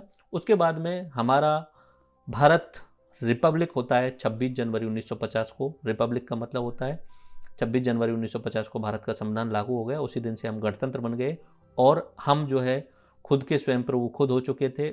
26 जनवरी से पहले राष्ट्रपति नहीं होता था, क्योंकि उस समय तक हम गणतंत्र नहीं थे। गणतंत्र इन द सेंस कि हम पे प्रधानमंत्री तो हमारा बन गया था, लेकिन हमारे ऊपर जो थे वो ब्रिटिश क्राउन था कहीं ना कहीं। ओके, तो उस समय गवर्नर जनरल जी जो होता है वो वाइसरॉय जिसे बोल सकते हो, वही जो थे वो राष्ट्रपति के रूप में काम करते थे। लेकिन 26 जनवरी से मान लीजिए कि हम शुरुआत करते हैं, तो 26 जनवरी 1950 को उस समय राष्ट्रपति के रूप में राजेंद्र प्रसाद जी थे। एंड ये 1950 से लेके और कंटिन्यूस रहे 12 साल तक, यानी इनका चुनाव हुआ था 1952 में, 1950 में तो ये ऑटोमेटिक ही बन चुके थे 1946 वाले चुनाव के आधार पे। तो 1952 में पहली बार चुनाव हुआ, तब ये राष्ट्रपति रहे। एंड उसके बाद में 1957 में चुनाव हुआ, तब ये राष्ट्रपति रहे। एंड 1962 के बाद में फिर इन्होंने अपना पद त्याग दिया। ओके, तो ये ध्यान रख लेना कि पहले राष्ट्रपति डॉक्टर राजेंद्र प्रसाद और पहले उपराष्ट्रपति डॉक्टर सर्वपल्ली राधाकृष्णन। ठीक है, तो उस समय 10 साल तक राष्ट्रपति जब राजेंद्र प्रसाद थे, तब डॉक्टर राधाकृष्णन उपराष्ट्रपति थे। लेकिन जैसे ही राजेंद्र प्रसाद जी राष्ट्रपति पद का त्याग देंगे, तो उसके बाद में डॉक्टर सर्वपल्ली राधाकृष्णन अगले 5 साल के लिए राष्ट्रपति बन जाएंगे। तो सबसे लंबा कार्यकाल आपसे पूछा जाए तो डॉक्टर राजेंद्र प्रसाद का 2 बार निर्वाचित हुए थे और 1 बार पहली बार मनोनीत हो चुके थे। 1952 और 57 में तो इनको चुना गया और उससे पहले मनोनीत हुए थे। ओके, डॉक्टर सर्वपल्ली राधाकृष्णन 62 से 67 तक रहे थे। ये 2 बार उपराष्ट्रपति रहे। 5 सितंबर को शिक्षक दिवस मनाया जाता है। ये दार्शनिक राष्ट्रपति थे। इन्हीं के टाइम पे नेहरू जी की मृत्यु हुई थी 1964 में, और जवाहरलाल नेहरू जी की मृत्यु के बाद में लाल बहादुर शास्त्री प्रधानमंत्री बने थे, और इन्हीं के टाइम पे ही लाल बहादुर शास्त्री जी की भी मृत्यु हो चुकी थी। तो इनके टाइम पे इंदिरा गांधी जी भी प्रधानमंत्री बन चुकी थी। तीसरी प्रधानमंत्री के रूप में उन्होंने 1967 में शपथ ले ली थी।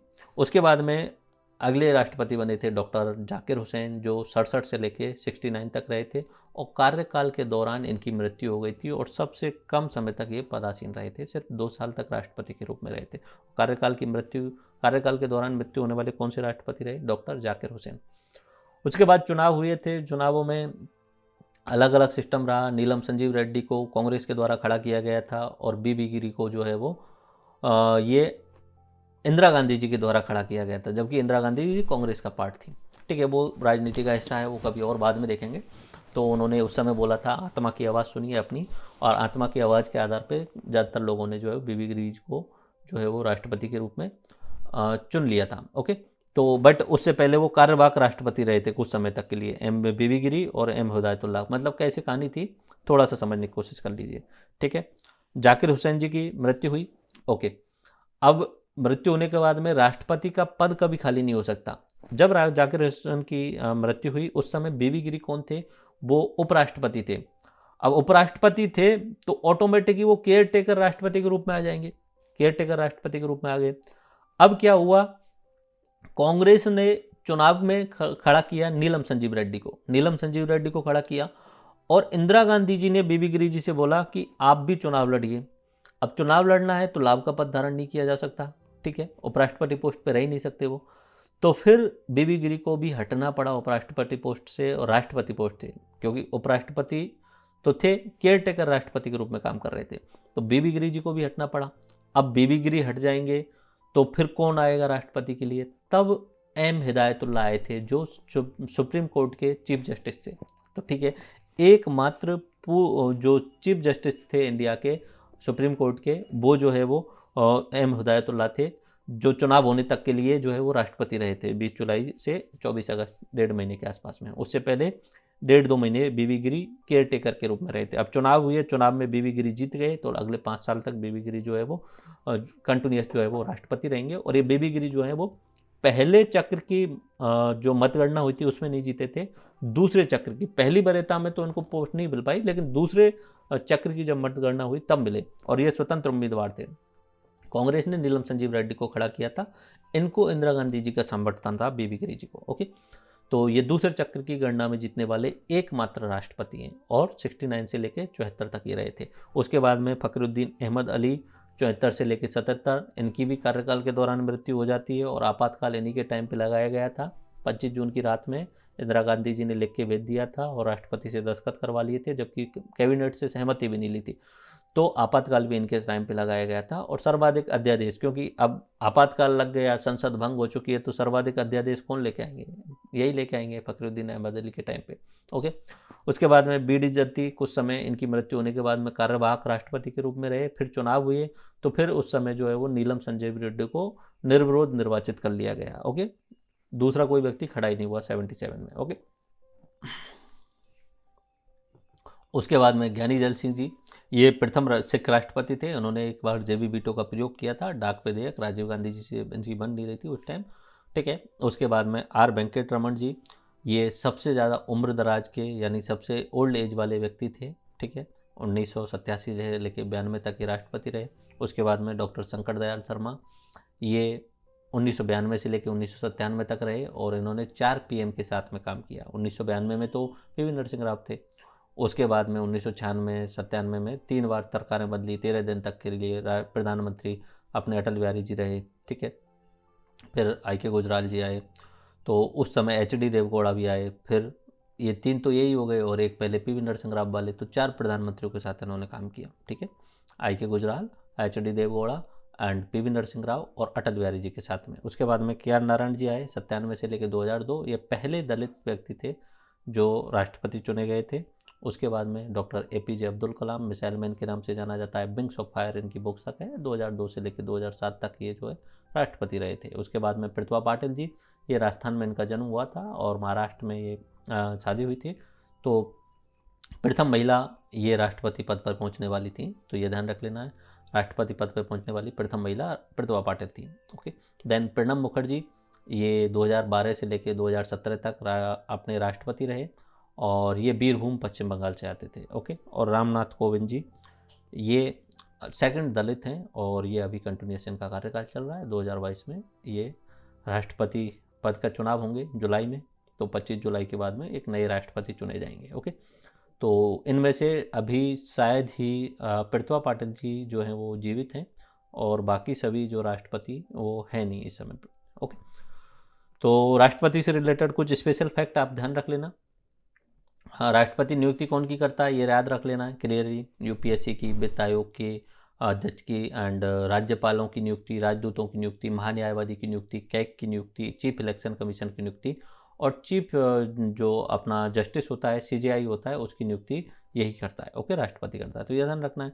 संसद जो होती है वो राष्ट्रपति, लोकसभा और राज्यसभा से मिल करके बनी होती है, ठीक है। संसद जो होती है राष्ट्रपति, लोकसभा और राज्यसभा तीनों से मिलकर बनी होती है। राष्ट्रपति कार्यपालिका का अध्यक्ष होता है। महाभियोग की प्रक्रिया आर्टिकल नंबर 61 में पूरा बता दिया, पहले ही समझा दिया, ओके। 123 में अध्यादेश जारी करने की शक्ति है और संसद अधिवेशन प्रारंभ होने के 6 सप्ताह तक वो प्रभावित रहता है। उसके बाद में जो है उसे पारित करवाना होता है, ठीक है। अध्यादेश का ध्यान रखना, आपको एक टाइमिंग ध्यान रखना कि अगर राष्ट्रपति जी ने अध्यादेश पारित किया, मान लीजिए फार्म बिल से रिलेटेड अध्यादेश जारी किया, तो संसद जैसे ही शुरू होगी, जिस समय संसद सत्र चालू हो जाएगा उसके 6 सप्ताह के अंतर्गत यानी 42 दिन के अंतर्गत उसे आपको संसद से जो है वो अप्रूव करवाना होगा, तभी वो पारित माना जाएगा, तभी वो कंटिन्यू रहेगा, अदरवाइज वो लैप्स हो जाएगा, ओके। आर्टिकल नंबर 110 जो है वो बिल विधेयक से रिलेटेड है। तो उस बिल विधेयक की खास बात यह है कि बिल विधेयक में राष्ट्रपति की पूर्व सहमति लेनी होती है। उसके अलावा बाकी विधेयकों में राष्ट्रपति बाद में हस्ताक्षर करता है। मनी बिल में या धन विधेयक में जो है वो राष्ट्रपति को पहले हस्ताक्षर करने होते हैं, ठीक है।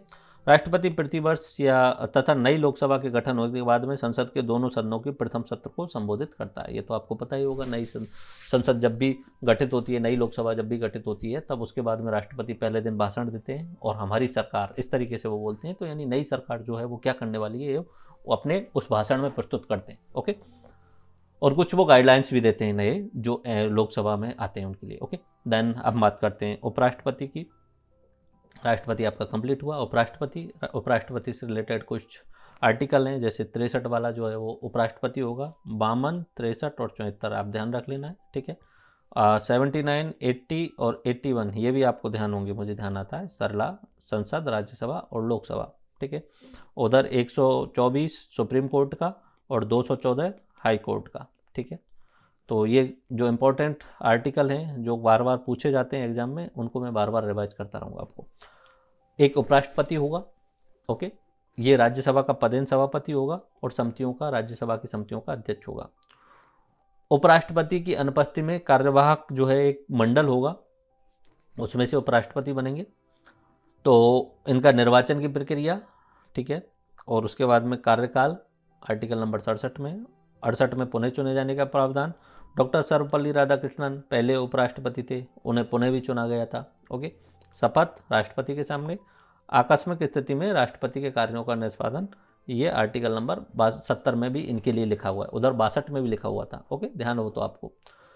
तो योग्यता तो कुछ चेंज नहीं आएगा। योग्यता में इतना है कि 35 वर्ष होनी चाहिए, राज्यसभा सदस्य बनने की योग्यता होनी चाहिए, भारत का नागरिक होना चाहिए, उसके अलावा वो लाभ के पद पे नहीं होना चाहिए, दैट्स इट। उसके बाद में इनको चुनाव में खड़ा होने के लिए 20 प्रस्तावक और 20 अनुमोदक चाहिए। वहाँ राष्ट्रपति जी के लिए 50 प्रस्तावक और 50 अनुमोदक चाहिए होते थे।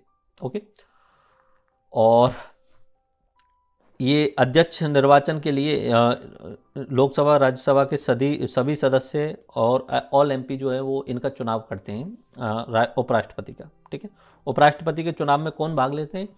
और एमपी सारे के सारे, इसमें एमएलए भाग नहीं लेते उपराष्ट्रपति के चुनाव में। और एमपी भी सारे एमपी मतलब चुने हुए भी और मनोनीत भी, इतना ध्यान रख लेना, चुने हुए भी और मनोनीत भी। लोकसभा में 2 मनोनीत होते थे पहले, अभी तो वो ऑप्शन खत्म हो गया है एंग्लो इंडियन वाला, तो वो तो ऑप्शन भूल जाइए। लेकिन राज्यसभा में अभी भी 12 मनोनीत होते हैं, तो वो भी उपराष्ट्रपति के चुनाव में भाग लेते हैं। आगे बात समझो, उपराष्ट्रपति का अगर चुनाव होगा तो सारे के सारे एमपी चुने हुए हों या निर्वाचित हों, जबकि राष्ट्रपति में सारे एमपी जो चुने हुए हैं ओनली, मनोनीत नहीं, और सारे एमएलए जो चुने हुए हैं वो राष्ट्रपति के में लेते थे। और उपराष्ट्रपति के में कौन भाग ले रहे हैं? सारे एमपी, ओनली सारे एमपी, लेकिन चुने हुए भी और मनोनीत भी। ओके, ये राज्यसभा का पदेन सभापति होता है, ये आपको ध्यान रखना है। उपराष्ट्रपति जो होता है वो राज्यसभा का पदेन सभापति होता है। इनके खिलाफ कोई महाभियोग लाने की कोई जरूरत नहीं होती। ये राज्यसभा में इसमें शुरू करेंगे और दोनों सदन बहुमत से पारित कर देंगे तो उपराष्ट्रपति को हटाया जा सकता है। उतनी बड़ी प्रोसेस करने की जरूरत नहीं है। बस इतना ध्यान रखना कि राज्यसभा से शुरू किया जाएगा इनको अगर हटाने की प्रोसेस होगी तो। महाभियोग की प्रोसेस नहीं बोलते, रिमूवल प्रोसेस बोलते हैं उसे। ठीक है, महाभियोग की प्रोसेस सिर्फ राष्ट्रपति के लिए, बाकी सबके लिए भी प्रोसेस कठिन है, लेकिन उन्हें रिमूवल की प्रोसेस कहा गया, हटाने की प्रक्रिया। इम्पीचमेंट या महाभियोग वाला संविधान में जो लिखा हुआ है सिर्फ राष्ट्रपति के लिए लिखा हुआ है, तो इनके लिए महाभियोग की जरूरत नहीं होती। लेकिन उपराष्ट्रपति को हटाना है तो पहले राज्यसभा से शुरू किया जाएगा, बहुमत से पारित कर दो, साधारण बहुमत से, एंड देन फिर दोनों लोकसभा से पारित कर दो और राष्ट्रपति हट गए, उपराष्ट्रपति हट गए। राष्ट्रपति के लिए महाभियोग की पूरी प्रक्रिया। ओके, तो राष्ट्रपति की अनुपस्थिति होती है तब एक तो पहली बार तो उपराष्ट्रपति जाता है कार्य करने के लिए। अगर राष्ट्रपति अनुपस्थित है तो मैंने बताया, अगर उपराष्ट्रपति भी अनुपस्थित है तो मुख्य न्यायाधीश जाता है, जैसे कि एम हिदायतुल्ला जी गए थे जब बीबी गिरी वाला केस था। बीबी गिरी राष्ट्रपति का चुनाव लड़ने चले गए थे, चूंकि बीबी गिरी उपराष्ट्रपति थे और उस समय जाकिर हुसैन जी की मृत्यु हुई थी तो कार्यवाहक राष्ट्रपति का कार्य संभाल रहे थे, लेकिन इन्हें चुनाव लड़ना था तो वहाँ से हटना पड़ा। तो उसके बाद में एम हिदायतुल्ला जी जो है वो उस समय राष्ट्रपति का कार्यवाहक रूप में राष्ट्रपति रहे। ओके, और ये अगर मुख्य न्यायाधीश भी नहीं है तो सुप्रीम कोर्ट का वरिष्ठ न्यायाधीश जो है वो राष्ट्रपति की भूमिका निभाएगा। आर्टिकल नंबर 71 में राष्ट्रपति एवं उपराष्ट्रपति चुनाव में विवादों की स्थिति होने पर जांच उच्चतम न्यायालय में की जाएगी, हाई कोर्ट में की जाएगी। तो अगर राष्ट्रपति से और उपराष्ट्रपति के रिलेटेड चुनाव हैं, उनमें कोई विवाद है तो उसकी जो जांच की जाएगी वो सुप्रीम कोर्ट में की जाएगी। ओके, राज्यसभा में विधेयक पर मतदान के दौरान मतों के बराबर होने की दशा में उपराष्ट्रपति अपने मत का प्रयोग करता है, वो फाइनल चीज़ है। ऐसे ही लोकसभा स्पीकर भी करता है लोकसभा के अंतर्गत। इधर राज्यसभा में अगर वोट बराबर हो गए तब निर्णायक मत जो है वो इधर उपराष्ट्रपति देता है। उपराष्ट्रपति दोनों संसद के दोनों सदनों में से किसी भी सदन का सदस्य नहीं होता, ये ध्यान रख लेना है बस। ठीक है, ये की पॉइंट के रूप में ध्यान रखना है। उधर अगर ध्यान रखें लोकसभा स्पीकर के बारे में बात होगी तो लोकसभा स्पीकर जो होता है वो लोकसभा का सदस्य होता है। उपराष्ट्रपति ना तो लोकसभा का एमपी है ना ही राज्यसभा का एमपी है, अगर है तो उसे वहाँ से इस्तीफा देना पड़ता है पहले। ओके, जैसे वेंकैया नायडू जी थे तो उन्होंने वहाँ इस्तीफा देके और फिर वो उपराष्ट्रपति का चुनाव लड़े। तो उपराष्ट्रपति दोनों सदनों में से किसी भी सदन का सदस्य नहीं होता, राष्ट्रपति भी नहीं होता, ये तो सीधी सी बात है। ओके, तो कौन कौन से उपराष्ट्रपति रहे उनके नाम देख लेते हैं। डॉक्टर सर्वपल्ली राधाकृष्णन बामन से लेके 57 तक रहे, फिर 57 से लेके 62 तक रहे। फिर जाकिर हुसैन आए तो जाकिर हुसैन जी राष्ट्रपति भी बनते हैं अगर आपको ध्यान हो। ठीक है, उसके बाद में बरहागिरी वेंकटगिरी के आ गए तो बीबी गिरी, ये उपराष्ट्रपति भी रहते हैं, राष्ट्रपति भी बनते हैं। ठीक है, GS पाठक 69 से लेके रहते हैं। उसके बाद में BD जत्ती 74 में, उसके बाद में 79 में मोहम्मद हिदायतुल्ला। ठीक है, ये चीफ जस्टिस थे पहले, उसके बाद में 79 में उन्हें उपराष्ट्रपति बना दिए गए। एक कार्यवाहक राष्ट्रपति की भूमिका भी निभा चुके हैं। उसके बाद में R वेंकटरमन 1984 में। ओके, उसके बाद में डॉक्टर शंकर दयाल शर्मा। ठीक है, उसके बाद में KR नारायण। आप एक चीज़ देखेंगे इसमें से ज़्यादातर उपराष्ट्रपति राष्ट्रपति पद तक पहुंच चुके हैं। कृष्णकांत 1979 79 से 1997 से। उसके बाद में भैरव सिंह जी हमारे राजस्थान के। उसके बाद में मोहम्मद हामिद अंसारी, ये 2 टर्म तक के रहे हैं। खास बात देखिए 2007 से लेके 12 और 12 से लेके 17 तक। और अभी वेंकैया नायडू जी। ओके, उसके बाद में भी जो नेक्स्ट आएंगे वो आप अपना अपडेट खुद कर लेना। आपको अपडेट करना है अपने नोट्स में। अपडेट नोट्स आपके लिए फ्री डाउनलोडेबल करवा दिए हैं मैंने, और ये नोट्स बहुत ही सुंदर तरीके से बनाए हुए हैं। अगर प्रॉपर उपयोग करोगे तो हर एग्जाम में 80 से 90% सवाल आसानी से सॉल्व कर पाओगे। ओके, ठीक है। तो ये लोकसभा और राज्यसभा वाला पार्ट तो हमारा अगला है, यहाँ तो उन्हें देखना ही नहीं है, हमें प्रधानमंत्री पे जाना है अभी। ओके, प्रधानमंत्री पे आते हैं। प्राइम मिनिस्टर, तो आर्टिकल नंबर 52 राष्ट्रपति, 63 उपराष्ट्रपति, 74 एक मंत्रिपरिषद होगा जिसका मुखिया कौन होगा? प्रधानमंत्री। और ये हमारी कार्यपालिका का वास्तविक कार्यकारी प्रमुख होता है प्रधानमंत्री। राष्ट्रपति नाम मात्र का प्रमुख होता है, ये जो होता है वो अपना कार्यपालिका का वास्तविक प्रमुख होता है। ओके, और प्रधानमंत्री बनने की जो न्यूनतम उम्र होती है वो 25 वर्ष की होती है। 25 वर्ष इन द सेंस एक लोकसभा में चुने जाने की योग्यता होनी चाहिए, उसके बाद में तो आप प्रधानमंत्री बन सकते हो। ओके, तो लोकसभा चुने जाने के लिए 25 वर्ष की उम्र है, तो राष्ट्रपति प्रधानमंत्री बनने के लिए 25 वर्ष की। ओके, 74 में लिखा हुआ है राष्ट्रपति को कार्यपालिका कार्यों के निर्वहन में सलाह एवं परामर्श देने के लिए एक मंत्रिपरिषद होगी जिसका मुखिया प्रधानमंत्री होगा। दैट्स इट, ये लिखा हुआ है आर्टिकल नंबर 74 में। तो यहाँ से प्रधानमंत्री पद निकल कर आता है। अब उसकी नियुक्ति कैसे होती है वो इसमें लिखी हुई है।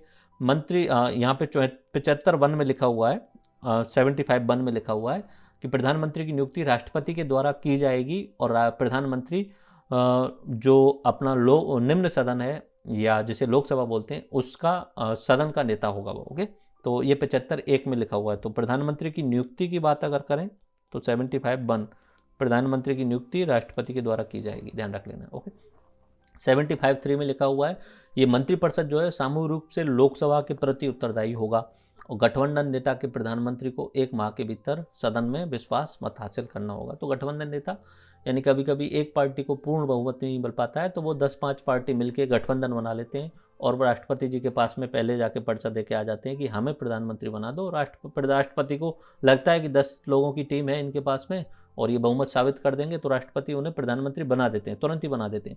ओके, शपथ भी दिलवा देते हैं। फिर उन्हें 1 माह के अंतर्गत सदन के जो सदन है उसमें फ्लोर टेस्ट करवाना होगा, और उसमें वो जो बहुमत है वो प्राप्त करना होगा। तो बहुमत कितना है? 272 है हमारे इंडिया के लिए। बाकी नई संसद बनाई जा रही है 2026 के बाद में, परिसीमन आयोग कुछ चेंज भी कर सकता है, तो हो सकता है आने वाले टाइम पे 800-900 सांसद हो सके, लेकिन वर्तमान में 545 की संख्या है। ओके, अब 202 और घटा दीजिए एंग्लो इंडियन, तो 543 ही रखिए, जिनमें से 530 जो है वो राज्यों से हैं और 13 जो है वो यूनियन टेरिटरीज से हैं, जिसमें से 7 अपने दिल्ली से आते हैं और बाकी 6 अदर से आते हैं। बाकी अब थोड़ा सा चेंज हो गया तो वो आप मान लीजिए जम्मू कश्मीर और किस तरीके से एडजस्ट करेंगे। तो 75(3) में जो है वो 1 माह के अंतर्गत जो है वो विश्वास मत हासिल करना होगा गठबंधन सरकार के प्रधानमंत्री को। ओके, और लोकसभा के प्रति उत्तरदायी होता है। तो ये चीज़ बहुत ध्यान रख लेना है। संसदीय प्रणाली में कार्यपालिका विधायिका के प्रति जो है वो उत्तरदायी होती है। ठीक है, गैर सांसद, अगर ऐसा भी होता है कभी कभी गैर सांसद है, अगर चुनाव नहीं लड़ा है उसने और उसको भी प्रधानमंत्री बनना है तो बना सकते हैं, कोई दिक्कत नहीं है। मनमोहन सिंह जी चुनाव नहीं लड़ा उन्होंने कभी भी। सोनिया गांधी जी जीत गई 2004 में, तो उन्हें लगा कि किसको बनाया जाए, तो बोले अपने खास आदमी को बनाया जाए तो हमारे खिलाफ विद्रोह नहीं करें, तो मनमोहन सिंह जी को प्रधानमंत्री बना दिया, जबकि वो चुनाव नहीं लड़े थे। तो कोई दिक्कत नहीं है, 6 महीने के इन्हें राज्यसभा से चुनाव लड़वा के जितवा लाएंगे। अब राज्यसभा का चुनाव तो जो है वो डायरेक्टली लोग तो वोट देते नहीं है, एमएलए वोट देते। जिस राज्य में अगर उस पार्टी की सरकार है तो निश्चित सी बात है वहाँ पे राज्यसभा का वो एमपी जीतेगा ही। ठीक है, तो राज्यसभा का या लोकसभा का भी, लोकसभा का मतलब कभी कभी बाईपास इलेक्शन होते हैं जो उपचुनाव होते हैं और उनमें खड़े होकर के वो चुने जा सकें। अब जैसे कि मुख्यमंत्री के लिए भी यही होता है। अब राजस्थान में तो ऐसा नहीं हो सकता क्योंकि विधान परिषद है, लेकिन मुख्यमंत्री अगर राजस्थान में बन जाता है और जो चुनाव नहीं लड़ा है, एमएलए नहीं जीता है, तो 6 महीने के अंतर्गत कहीं ना कहीं उपचुनाव करवाने होंगे और उस उपचुनाव में जीत करके आना होगा उन्हें। मुख्यमंत्री आदित्यनाथ योगी जी आज तक चुनाव नहीं लड़े एमएलए का, एमपी का चुनाव लड़े लेकिन एमएलए का चुनाव नहीं लड़े। तो यूपी में क्या है, बाइकैमरल है, द्विसदन है। दूसरी सदन कौन सी होती है? एक तो होती है विधानसभा, दूसरी होती है विधान परिषद। अब विधान परिषद में जो है वो अप्रत्यक्ष रूप से चुना जाता है। ठीक है, तो वो विधान परिषद से चुन के आ गए। मनमोहन सिंह जी ये राज्यसभा से चुन करके आए गए, और इंदिरा गांधी जी जब पहली बार जो प्रधानमंत्री बनी थी तब वो जो है वो राज्यसभा से चुन के आई थी। तो राज्यसभा से चुन के आने वाले इंदिरा गांधी, एच.डी. देवगा और मनमोहन सिंह जी हैं। बाकी कहना इतना है कि अगर तुम किसी भी सदन में एमपी नहीं हो और तुम्हें प्रधानमंत्री की शपथ लेनी है तो पहले तो बहुमत साबित कर दो कि हम बहुमत में हैं, ठीक है। और उसके बाद में आप 6 महीने के अंतर्गत कहीं से भी चुन के आ जाओ, लोकसभा से चुन के आ जाओ, राज्यसभा से चुन के आ जाओ, तो 6 महीने का आपका टाइम मिलेगा। ओके, जैसे महाराष्ट्र में हुआ था। महाराष्ट्र के मुख्यमंत्री उद्धव ठाकरे जी चुनाव हुए, वो चुनाव लड़े नहीं थे, बाकी उनकी पार्टी ने अच्छा प्रदर्शन किया। पहले वो पार्टी बीजेपी के साथ गठबंधन में थी, इस बार उन्होंने थोड़ा सा अलग रास्ता अपनाया, तो एनसीपी और शिवसेना और कांग्रेस ने गठबंधन कर लिया। अब उद्धव ठाकरे जी सीएम बने, लेकिन उद्धव ठाकरे जी जो है वो चुनाव नहीं लड़े थे, तो 6 महीने के बाद में वो एमएलसी चुन के आए, ठीक है, लेजिस्लेटिव काउंसिल से चुन करके आए। ओके, देन कार्यकाल ये राष्ट्रपति के प्रसाद पर्यंत होता है। प्रधानमंत्री जो होता है राष्ट्रपति के प्रसाद पर्यंत होता है। जब तक बहुमत दल का नेता होता है तब तक वो राष्ट्रपति के प्रसाद पर्यंत रहेगा। मतलब प्रधानमंत्री हमारे 5 साल के लिए नहीं, 10 साल 15 साल भी रह सकते हैं, लेकिन बहुमत दल के नेता रहेंगे और वो 10 दिन में भी हट सकते हैं। अटल बिहारी जी वाजपेयी जी की पहली बार जब सरकार बनी तो सिर्फ 13 दिन में हटनी पड़ी, क्योंकि बहुमत दल जो है वो साबित नहीं कर पाए बहुमत, तो हटना पड़ा उन्हें, ठीक है। पीएम जो होता है वो मंत्रिपरिषद का प्रमुख होता है। उसके त्यागपत्र, उसकी मृत्यु से मंत्रिपरिषद भंग हो जाती है। ध्यान रख लेना, मंत्रिपरिषद जो टॉप मंत्री होते हैं, 10 12 15 टॉप मंत्री होते हैं, गृह मंत्री, रक्षा मंत्री, उसके अलावा अपने विदेश मंत्री होते हैं और इकोनॉमिक यानी अर्थ मंत्री होते हैं, अपने वित्त मंत्री होते हैं। तो टॉप 8-10 जो होते हैं उन्हें मंत्रिपरिषद बोला जाता है, ठीक है। तो अगर प्रधानमंत्री जी त्यागपत्र दे देते हैं तो पूरी मंत्रिपरिषद भंग हो जाती है। विधानसभा या संसद भंग नहीं होती है, लेकिन अगर प्रधानमंत्री अगर त्यागपत्र या मृत्यु होती है तो मंत्रिपरिषद भंग हो जाती है, दैट्स इट। ओके, और प्रधानमंत्री को शपथ कौन दिलाता है? राष्ट्रपति दिलाता है और राष्ट्रपति ही उनको नियुक्ति करता है। ओके, मंत्रिपरिषद सामूहिक रूप से एक मंत्री के विरुद्ध लोकसभा में अविश्वास मत पारित हो जाने पर संपूर्ण मंत्रिपरिषद को त्याग देना पड़ता है। ये तो नॉर्मल सी बात है। अगर कोई मंत्री आपके कहे के अनुसार नहीं चल रहा है, मान लीजिए कि कोई आप एक्ट लेकर के बिल लेके आए और आपने उसे जो है लोकसभा में पारित करने की कोशिश की और वो पारित नहीं हो पाया, तो इसका मतलब आपका बहुमत है ही नहीं। तो बहुमत नहीं है तो आप यहाँ पे प्रधानमंत्री और मंत्रिपरिषद बनने के योग्य नहीं हो, तो आपको इस्तीफा देना ही पड़ेगा। ओके, संसदीय कार्यपाल का हम कहाँ से लेकर आए?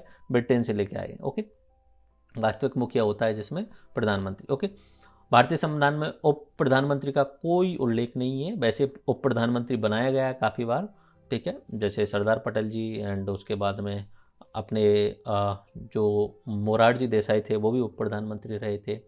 उसके अलावा चौधरी चरण सिंह जी भी उप प्रधानमंत्री रहे थे। उसके अलावा लाल कृष्ण आडवाणी जी भी उप प्रधानमंत्री रहे थे। लेकिन उप प्रधानमंत्री पद का कोई उल्लेख नहीं है, वो एक अलग तरीके से बनाया हुआ संवैधानिक पद नहीं है उप प्रधानमंत्री वाला। ओके, उसके बाद में आर्टिकल नंबर 78 में राष्ट्रपति को पीएम के शासन के मामले व विधायक के प्रस्तावों के बारे में सूचना प्राप्त करने का अधिकार है। राष्ट्रपति को सूचित करेगा प्रधानमंत्री सारे कार्यों से रिलेटेड, कोई भी कार्य हो उससे सबसे रिलेटेड जो है वो राष्ट्रपति को सूचित करेगा। राष्ट्रपति कभी भी प्रधानमंत्री को बुला सकता है किसी भी कार्य से रिलेटेड। ओके, और अगला, केंद्रीय मंत्रिपरिषद में लोकसभा एमपी के अधिकतम 15% मंत्री हो सकते हैं, ये नियम बना है, ठीक है। ये संविधान संशोधन के द्वारा बनाया गया था। तो कुल मिला के जितने भी मंत्री बनेंगे वो 15% से अधिक नहीं हो सकते। ओके, तो हमारे प्रधानमंत्रियों के बारे में बात करते हैं। पहले लिस्ट देखते हैं। पहले प्रधानमंत्री रहे जवाहरलाल नेहरू जी 1947 की 15 अगस्त से, ठीक है। एक चीज़ ध्यान करें तो आप थोड़ा सा रिवाइंड कर सकते हैं। राष्ट्रपति शुरू हो रहे हैं 26 जनवरी 1950 से और प्रधानमंत्री शुरू हो रहे हैं 1947 के 15 अगस्त से। तो समझ में आ रहा होगा गणतंत्र का मतलब क्या होता है और लोकतंत्र का मतलब क्या होता है। लोकतंत्र में सरकार का मुखिया कौन होगा? सरकार का मुखिया प्रधानमंत्री होता है। गणतंत्र में देश का मुखिया कौन होगा? देश का मुखिया राष्ट्रपति होता है। तो देश का मुखिया बनने की शुरुआत 26 जनवरी 1950 से होती है। देश के मुखिया राष्ट्रपति जी और सरकार का मुखिया प्रधानमंत्री। तो 1947 से लेकर 64 तक 17 साल तक लगातार रहे थे जवाहरलाल नेहरू जी। उसके बाद में लाल बहादुर शास्त्री जी 2 साल तक रहे थे, 64 से 66। इनके समय पे ग्रीन रेवोल्यूशन आया था। इनके समय पे ही जो है भारत पाकिस्तान का 1965 वाला युद्ध हुआ था, जिसमें जय जवान जय किसान का नारा इन्होंने दिया था, ठीक है। जवाहरलाल नेहरू जी के बारे में बहुत सारी बातें की जाती हैं। देश के आधुनिक भारत के निर्माता हैं। उन्होंने बहुत सारे अनुसंधान बनाए। उन्होंने एग्रीकल्चर रिफॉर्म किए। उन्होंने इंडस्ट्रीज पे रिफॉर्म किया। उन्होंने बांध बनाने पे जोर दिया। उन्होंने बड़ी बड़ी हैवी इंडस्ट्रीज पे जोड़ दिया, पब्लिक सेक्टर यूनिट्स बनाने पे जोड़ दिया। जितने भी आप भेल, सेल, गेल, जितना भी आप सुनते हैं, बड़ी बड़ी कंपनियां जो हैं, जो पब्लिक सेक्टर यूनिट है, वो प्रधानमंत्री जवाहरलाल नेहरू जी के कार्यकाल में शुरू की गई। इन्होंने एटॉमिक एनर्जी पे जोड़ दिया। ये अपने डॉक्टर जहांगीर बाबा को लेकर के आए थे, ठीक है। इसरो के लिए विक्रम साराभाई जी को लेकर आए थे, तो इसरो की भी शुरुआत इनडायरेक्टली इन्होंने करवा दी थी, ठीक है। वैसे तो इसरो 69 में बना, लेकिन उससे पहले विक्रम साराभाई की अध्यक्षता में इन्होंने इसको इस बार शुरू करवा दिया था, ओके। और उसके अलावा IITs की शुरुआत इन्होंने कराई, IIT रुड़की की इन्होंने शुरुआत करवाई, ओके। उसके अलावा 6-7 IIT इन्होंने खुलवाए। तो बहुत नेशनल लेवल पे बड़ा जो काम किया इन्होंने, देश का जो मजबूत ढांचा इन्होंने शुरू किया, तो वो जवाहरलाल नेहरू। उनके बारे में तो आप बहुत लंबा चौड़ा लिख सकते हो, लंबा चौड़ा बोल सकते हो, तो कभी बाद में बात करेंगे जवाहरलाल नेहरू जी के बारे में, ठीक है। इसमें 5 मिनट में 10 मिनट में समराइज नहीं किया जा सकता। वैसे सिलेबस में आजकल जवाहरलाल नेहरू अलग से आने लग गया है। बहुत बड़ी बात होती है 17 साल शासन करना। 17 साल शासन करना इंपॉर्टेंट नहीं है, इंपॉर्टेंट ये है कि उन्होंने भारत की आज़ादी के बाद में इस लोकतंत्र की नींव को रखा। देखो ऐसा है, आज़ाद हो गए और उस समय इतने बड़े नेता थे वो कि उनके कद का कोई नहीं था। वो चाहते तो उस समय तानाशाह रूप भी अपना सकते थे, लेकिन उन्होंने ऐसा नहीं किया। उन्होंने लोकतंत्र को अपनाया, उन्होंने बार बार चुनाव करवाए। देखो इंदिरा गांधी जी एक बार चुनाव कराने के बाद में इमरजेंसी लगवा दी, लेकिन उन्होंने 52 में चुनाव करवाया, 57 में चुनाव करवाया। लोकतंत्र को मजबूती से उन्होंने शुरू किया। आप भले ही कुछ भी बोल लीजिए, लेकिन आपको अगर ऐसी पावर दे दी जाए और आज़ादी के बाद में, तो फिर आप शायद लोकतंत्र को नहीं, कोई भी कैसा भी सर्वेसर्वा हो, वो कहीं ना कहीं वो तानाशाह बनने की कोशिश कर लेता है, ठीक। तो ये है। एंड उसके बाद में लाल बहादुर शास्त्री, ज़्यादा नहीं बोल सकते। एंड इंदिरा गांधी जी 66 से लेके एंड 67 तक कंटिन्यूस रही थी। 1975 में इन्होंने इमरजेंसी लगाई थी। उसके बाद में ये 3 साल के लिए अलग हो गई, और उस समय 3 साल के लिए मोरारजी देसाई, चौधरी चरण सिंह जी 2 प्रधानमंत्री बने थे। उसके बाद में 80 में चुनाव हुए थे, तो उसमें भी इंदिरा गांधी जी चुन करके आ गई थी, ओके। और इसके रिलेटेड मैं आपसे सजेशन करना चाहूँगा कि आपको जब भी टाइम मिले तो ABP न्यूज़ पर प्रधानमंत्री एपिसोड्स हैं, वो देखिए, आपको भारत की राजनीति का इतिहास पूरा पता चल जाएगा। इंदिरा गांधी जी के समय पे भारत पाकिस्तान का युद्ध हुआ था, बांग्लादेश को आज़ाद करवाया था इंदिरा गांधी जी ने। इंदिरा गांधी जी बैंकों का नेशनलाइजेशन करवाया था। इंदिरा गांधी जी ने जो राजा महाराजाओं का प्रीवी पर्स ख़त्म करवाया था।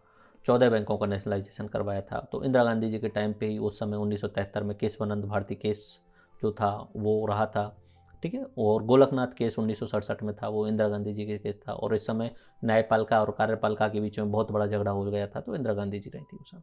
उसके बाद में मोरारजी देसाई, ये गुजरात से आते थे, और गुजरात के और मुंबई के ये पहले प्रधान, वो CM रह चुके थे, मुख्यमंत्री रह चुके थे पहले, ठीक है। और उन्होंने अपनी आज़ादी में भी बहुत बहुत महत्वपूर्ण भूमिका निभाई थी। गांधी जी के साथ में काम करते थे मोरारजी देसाई जी, और काफ़ी पढ़े लिखे थे, ICS अधिकारी थे, एक सिविल सर्वेंट थे। तो मोरारजी देसाई 2 साल तक रहे थे। बाकी ये प्रधानमंत्री बनने की कोशिश काफ़ी टाइम से कर रहे थे। जब 1967 में जब लाल बहादुर शास्त्री जी की मृत्यु हुई थी 1966 में, तब उस समय भी उन्होंने पूरा जोर लगाया था प्रधानमंत्री बनने का, लेकिन बन नहीं पाए। फिर जब इमरजेंसी लगाई, इमरजेंसी के बाद में JP नारायण और मोरारजी देसाई, इनके नेतृत्व में बाकी सभी पार्टियां एकत्रित हुई इमरजेंसी के बाद 1977 के चुनाव में। तब जनता पार्टी चुन करके आई, और उस समय प्रधानमंत्री बने थे मोरारजी देसाई। कुछ समय बाद में धीरे धीरे चौधरी चरण सिंह, इन्हीं के उप प्रधानमंत्री थे चौधरी चरण सिंह। लेकिन चौधरी चरण सिंह और मोरारजी देसाई में उतनी बन नहीं पा रही थी, तो चौधरी चरण सिंह ने अपना समर्थन साइड में ले लिया।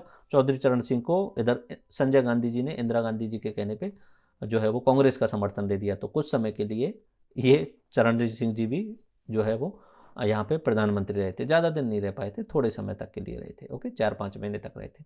उसके बाद में चुनाव हुए, तो फिर इंदिरा गांधी जी चुन करके आई 1980 से लेकर 1984 में। और फिर उसके बाद में Amritsar, general Bhindranwale and Punjab insurgency, ये रही खास उस समय की बात। और फिर ऑपरेशन ब्लू स्टार हुआ 1984 में, और उनको मार दिया गया, और खालिस्तान की जो मांग करने वाले थे उनको दबा दिया गया। और उस समय जो इंदिरा गांधी जी के बॉडीगार्ड थे, सिख बॉडीगार्ड, उनके द्वारा जो है इंदिरा गांधी जी की हत्या कर दी जाती। उसी दिन राजीव गांधी जी को जो है वो 31 अक्टूबर को प्रधानमंत्री चुन लिया जाता है। 31 अक्टूबर 1984 को वो प्रधानमंत्री चुने जाते हैं। 1984 के कुछ समय बाद में ही वो 2-1 महीने में चुनाव भी करवाते हैं। तो जो है वो इंदिरा गांधी की मृत्यु की जो लहर थी, शोक की लहर थी, उसके कारण जो है वो राजीव गांधी बहुत पूर्ण बहुमत से जीतते हैं, 400 प्लस सीट उनको मिलती हैं 500 में से। अब तक एक ही बार हुआ है ऐसा। तो राजीव गांधी फिर 85 से लेके 89 तक जो है वो यहाँ पे, एक तो वो भोज घोटाला आपने सुना होगा, तो वो राजीव गांधी का टाइम की बात है ही। उसके अलावा एक सायरा बानो केस था, उसमें ट्रिपल तलाक वाला केस था, उसके खिलाफ जो है वो अध्यादेश लेकर के आई थी राजीव गांधी सरकार, मुस्लिमों को संतुष्टिकरण करने के लिए, मुस्लिमों को अपीचमेंट के लिए। उसके अलावा राम मंदिर के ताले भी राजीव गांधी सरकार के द्वारा खोले गए थे। ओके, तो ये कार्य रहे। और इनका जो कार्यकाल था, वैसे तो उन्होंने कंप्यूटर लाने की शुरुआत की थी, आधुनिक कंप्यूटर के जनक इन्हें भी बोला जाता है, भारत में ये लेकर के आए थे। उसके अलावा सैम पोट्रोदा को भी ये भारत लेके आए थे, जिन्होंने बाद में भारत में कंप्यूटर का विकास करवाया। तो राजीव गांधी का लेकिन प्रॉब्लम ये रही कि इस समय अमिताभ बच्चन भी राजनीति में आ चुके थे, अमिताभ बच्चन भी राजनीति में थे इस समय, लेकिन बहुत सारे घोटालों में घिरने के कारण जो है वो राजीव गांधी की सरकार 89 के बाद में प्रॉपर वे में नहीं चल पाई। उसके बाद में बीपी सिंह जो है वो प्रधानमंत्री बने 1 साल के लिए, बीपी सिंह प्रधानमंत्री बने। एंड उसके बाद में फिर जो चुनाव होते हैं, उसके बाद में यहाँ पे पीवी नरसिंह राव जो है वो यहाँ पे चुन करके आते हैं, और 5 साल तक। और यहाँ पे चुनावों में कांग्रेस जीतती है, लेकिन राष्ट्रपति वो जो अपने प्रधानमंत्री थे पहले वाले, जो राजीव गांधी जी थे, उनकी मृत्यु हो चुकी थी तमिलनाडु में। उसके बाद में फिर 1996 में जब चुनाव होते हैं, तो HD देवगौड़ा कुछ समय के लिए रहते हैं, इंद्र कुमार गुजराल जो है वो कुछ समय के लिए रहते हैं, एंड अटल बिहारी वाजपेयी फिर, ये 3 बार रहते हैं एक्चुअली में, 13 दिन के लिए, 13 महीने के लिए, और फिर लगातार 5 साल के लिए सरकार चलती है इनकी। ओके, एंड देन फिर मनमोहन सिंह जी ये 10 साल रहते हैं, और फिर नरेंद्र मोदी जी अभी कंटिन्यूस चल ही रहे हैं। ओके, इनमें से अभी ज़्यादातर जो हैं प्रधानमंत्री स्वर्ग पहुंच चुके हैं, लेकिन अभी कुछ एक प्रधानमंत्री शायद हैं, लाइक अपनी HD देवगौड़ा जी अभी हैं, जिंदे हैं, वो आप कभी कभी देखते होंगे, जो भी परेड्स वगैरह होती हैं उनमें अवेलेबल होते हैं। मनमोहन सिंह जी भी हैं।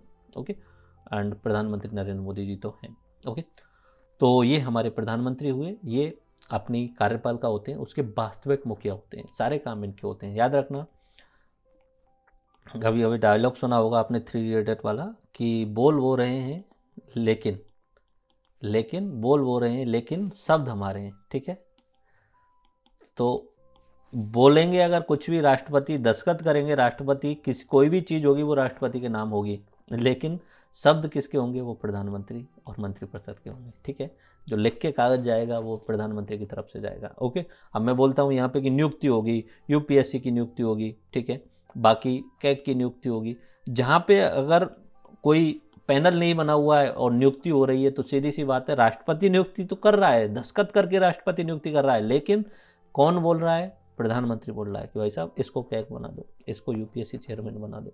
ठीक है, ध्यान रखना, कार्यपालिका का मुखिया कौन है, वास्तविक मुखिया प्रधानमंत्री, और दिखाने के लिए जो है मुखिया वो अपने राष्ट्रपति। ओके, दैट्स इट, प्रधानमंत्री कंप्लीट होता है। अब संघीय मंत्रिपरिषद देख लीजिए, आर्टिकल 74 में लिखा हुआ है कि मंत्रिपरिषद होगी जो राष्ट्रपति के सलाहकार के रूप में कार्य करेगी, राष्ट्रपति के सलाहकार के रूप में, और जिसका मुखिया प्रधानमंत्री होगा।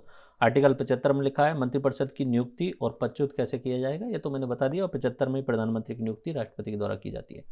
ओके, और ये लोकसभा या राज्यसभा का सदस्य होना जरूरी है, अगर नहीं है तो 6 माह के अंदर चुन लिए जाओ। ठीक है, जैसे अपने सुरेश प्रभु जी को शिवसेना से निकाल करके लेकर के आए थे, तो उस समय सुरेश प्रभु जी चुने हुए नहीं थे, तो उनको राज्यसभा में से भेजा गया। ओके, एंड उसके अलावा भी बहुत सारे मंत्री होते हैं जो डायरेक्टली, जैसे अपने विदेश मंत्री हैं जयशंकर जी, विदेश मंत्री, सुषमा स्वराज पहले थी, अभी वर्तमान में जयशंकर, तो उनको भी जो है वो राज्यसभा से चुना गया है। और जिस दिन उन्होंने शपथ ली थी, उस दिन वो ना तो लोकसभा के थे मेंबर और ना राज्यसभा के, बाद में चुना गए थे उन्हें। ओके, मंत्रिपरिषद सामूहिक रूप से लोकसभा के प्रति उत्तरदायी होती है। तो मंत्रिपरिषद के भी 3 भाग होते हैं, कैबिनेट मंत्री होते हैं, राज्य मंत्री होते हैं, और उप मंत्री होते हैं। ठीक है, कैबिनेट मुख्यमंत्री जो सबसे इंपॉर्टेंट होते हैं, कैबिनेट मिनिस्टर जो बहुत ज़्यादा इंपॉर्टेंट है, तो मुख्य नीति निर्माण का काम यही करते हैं, टॉप 15-20 होते हैं। ओके, और दूसरे स्तर के मंत्री होते हैं, राज्य मंत्री होते हैं, कैबिनेट के सहयोगी होते हैं, लेकिन कैबिनेट का हिस्सा नहीं होते हैं, इनको स्वतंत्र प्रभार मिला भी हो सकता है। ओके,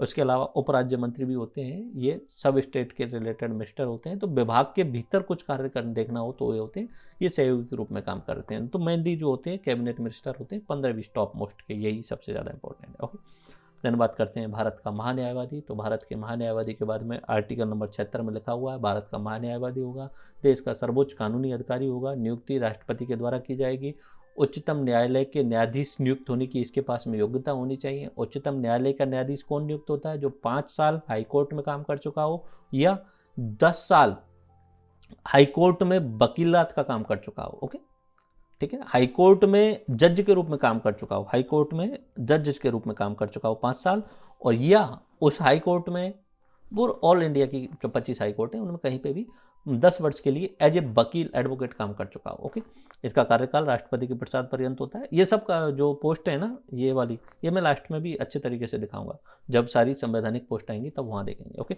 आर्टिकल नंबर 143 उच्चतम न्यायालय में भारत सरकार के प्रतिनिधि के रूप में उपस्थित होता है। यही अच्छा नहीं है कि आर्टिकल नंबर 143 में क्या लिखा हुआ है, राष्ट्रपति सुप्रीम कोर्ट से सलाह ले सकता है। अब ऐसा तो है नहीं कि राष्ट्रपति को किसी कानून पे सलाह लेनी है तो खुद जाएगा अपनी गाड़ी में बैठ के सुप्रीम कोर्ट के पास में, भाई साहब सलाह दे दीजिए, ऐसा थोड़ी हो सकता है। राष्ट्रपति राजा है, राष्ट्रपति शहंशाह है, तो राष्ट्रपति कुछ काम नहीं करता है, राष्ट्रपति सिर्फ दस्तखत करता है, बाकी सब काम करने के लिए प्रधानमंत्री है या कोई और है। तो यहाँ पे सुप्रीम कोर्ट से सलाह लेने के लिए कौन जाएगा? अटॉर्नी जनरल जाएगा, अटॉर्नी जनरल जाएगा। ओके, ये सर्वोच्च कानूनी अधिकारी होता है। तो सरकार की तरफ से जितने भी मुकदमे लड़े जाते हैं उनमें सुप्रीम कोर्ट में लड़ने के लिए कौन जाता है? ये अटॉर्नी जनरल जाएगा। इसकी सहायता के लिए सॉलिसिटर जनरल भी होते हैं। ओके, तो अटॉर्नी जनरल जाता है मोस्टली। ओके, और इसका पद कभी तक रह सकता है? जब तक प्रधानमंत्री चाहे। अब प्रसाद पर्यंत किसके? राष्ट्रपति के। लेकिन वही बात मैंने बोली कि बोल तो बोल रहे हैं लेकिन शब्द हमारे हैं, प्रधानमंत्री जो बोलेंगे वही राष्ट्रपति बोलेगा। ओके, ध्यान रखना है सब चीज़ें। तो और अगली बात, सबसे इंपॉर्टेंट बात अटॉर्नी जनरल की, ये संसद की कार्रवाई में भाग ले सकता है, किसी भी कार्रवाई में जाके भाग ले सकता है, वहाँ जाके बोल सकता है, राज्यसभा में जाके बोल सकता है, राज्यसभा कार्रवाई में जाके बैठ सकता है, और लोकसभा में जाके बैठ सकता है, लोकसभा में जाके बोल सकता है। लेकिन जब वोटिंग की बात आएगी तब वोट नहीं करेगा। वोट क्यों नहीं करेगा? वो लोकसभा का सदस्य थोड़ी है, वो तो अटॉर्नी जनरल होने के नाते वहाँ जा रहा है। ओके, अब हम बात करते हैं अटॉर्नी जनरल के बाद में राज्य स्तरीय प्रशासन की। वही व्यवस्थापिका, कार्यपालिका और न्यायपालिका, तीनों चीज़ें आपको समझ में आ गई होंगी। ठीक है, कार्यपालिका में एक स्थायी कार्यपालिका होती है, एक अस्थायी कार्यपालिका होती है। तो अस्थायी वाली तो राजनीति वाली होती है और स्थायी वाली प्रशासनिक वाली होती है। तो यहाँ पे मंत्रिपरिषद होगी, मुख्यमंत्री होंगे, कैबिनेट मंत्री होंगे, उसके अलावा राज्य मंत्री और उप मंत्री होंगे, इनको मिलाकर के मंत्रिमंडल बोल देते हैं, और ओवरऑल को मिला के मंत्रिपरिषद बोल देते हैं। मुख्यमंत्री और कैबिनेट मंत्री को मिलाकर के बोलते हैं मंत्रिमंडल, और बाकी मुख्यमंत्री, कैबिनेट मंत्री, राज्य मंत्री और उप मंत्री, इन सबको मिलाकर के बोल देते हैं मंत्रिपरिषद। यह ध्यान रख लेना। मंत्रिपरिषद शब्द संविधान में लिखा हुआ है, मंत्रिमंडल शब्द नहीं लिखा हुआ है संविधान के अंतर्गत, ये भी ध्यान रख लेना। ओके, इधर की साइड में आप देखेंगे तो अपने प्रशासनिक कार्यपालिका होती है, जिसमें सचिव, संयुक्त सचिव, उप सचिव, ये सब होते हैं। राज्य की कार्यपालिका के बारे में बात करते हैं, बहुत आसान है। जो राष्ट्रपति के लिए वहाँ लगाया था वो सब यहाँ लगा देना, बस आर्टिकल बदल गए हैं। ठीक है, आर्टिकल नंबर 152 से लेकर 167 राज्यपाल के बारे में बात की गई है। तो राज्य का एक राज्यपाल होगा। आर्टिकल नंबर 153 में योग्यता 35 वर्ष होनी चाहिए, कोई लाभ का पद धारण नहीं होना चाहिए, संसद के किसी सदन या विधानमंडल का सदस्य नहीं होना चाहिए। That's it. ठीक है, नॉर्मली राज्यपाल जो होता है कोई IAS अधिकारी होता है पुराना, या सुप्रीम कोर्ट का कोई जज होता है, उसी को उठा करके राष्ट्रपति जी जो है वो राज्यपाल बना देते हैं और राज्यों के भीतर भेज देते हैं। तो राष्ट्रपति तो नहीं बोलते होंगे, राष्ट्रपति वाला तो वही है कि दस्तखत करेंगे। कौन भेजेगा? प्रधानमंत्री। प्रधानमंत्री को लग रहा है कि इस व्यक्ति को उठा के जो है वो 35 वर्ष हो चुकी है, कोई भी हो, मैं अगर 35 वर्ष के बाद में 36 वर्ष का हो जाऊं और प्रधानमंत्री की नज़रों में बहुत बढ़िया आदमी हूं, तो मुझे उठा के वो राज्यपाल बना सकते हैं, कोई इशू नहीं है उस चीज़ में। ओके, कार्यकाल राष्ट्रपति के प्रसाद पर्यंत। अब राष्ट्रपति, प्रधानमंत्री, बात बराबर है। ठीक है, और क्यों लिखा हुआ प्रधानमंत्री मंत्रिपरिषद की सलाह पे करेगा, काम करेगा। वैसे 5 साल होता है राज्यपाल का कार्यकाल, 5 साल के बाद में 10 साल भी रख सकते हैं, वो तो प्रधानमंत्री को परमानेंट करेगा। ओके, जब प्रधानमंत्री को लग रहा है कि इस राज्यपाल को हटा करके नए राज्यपाल नियुक्त कर देना चाहिए तो नियुक्त कर सकता है। नई सरकार आ जाए तो बस बदल देते हैं वो पर। शपथ राज्य के उच्च न्यायालय के मुख्य न्यायाधीश के द्वारा इनको शपथ दिलाई जाती है। इनके कार्य क्या है?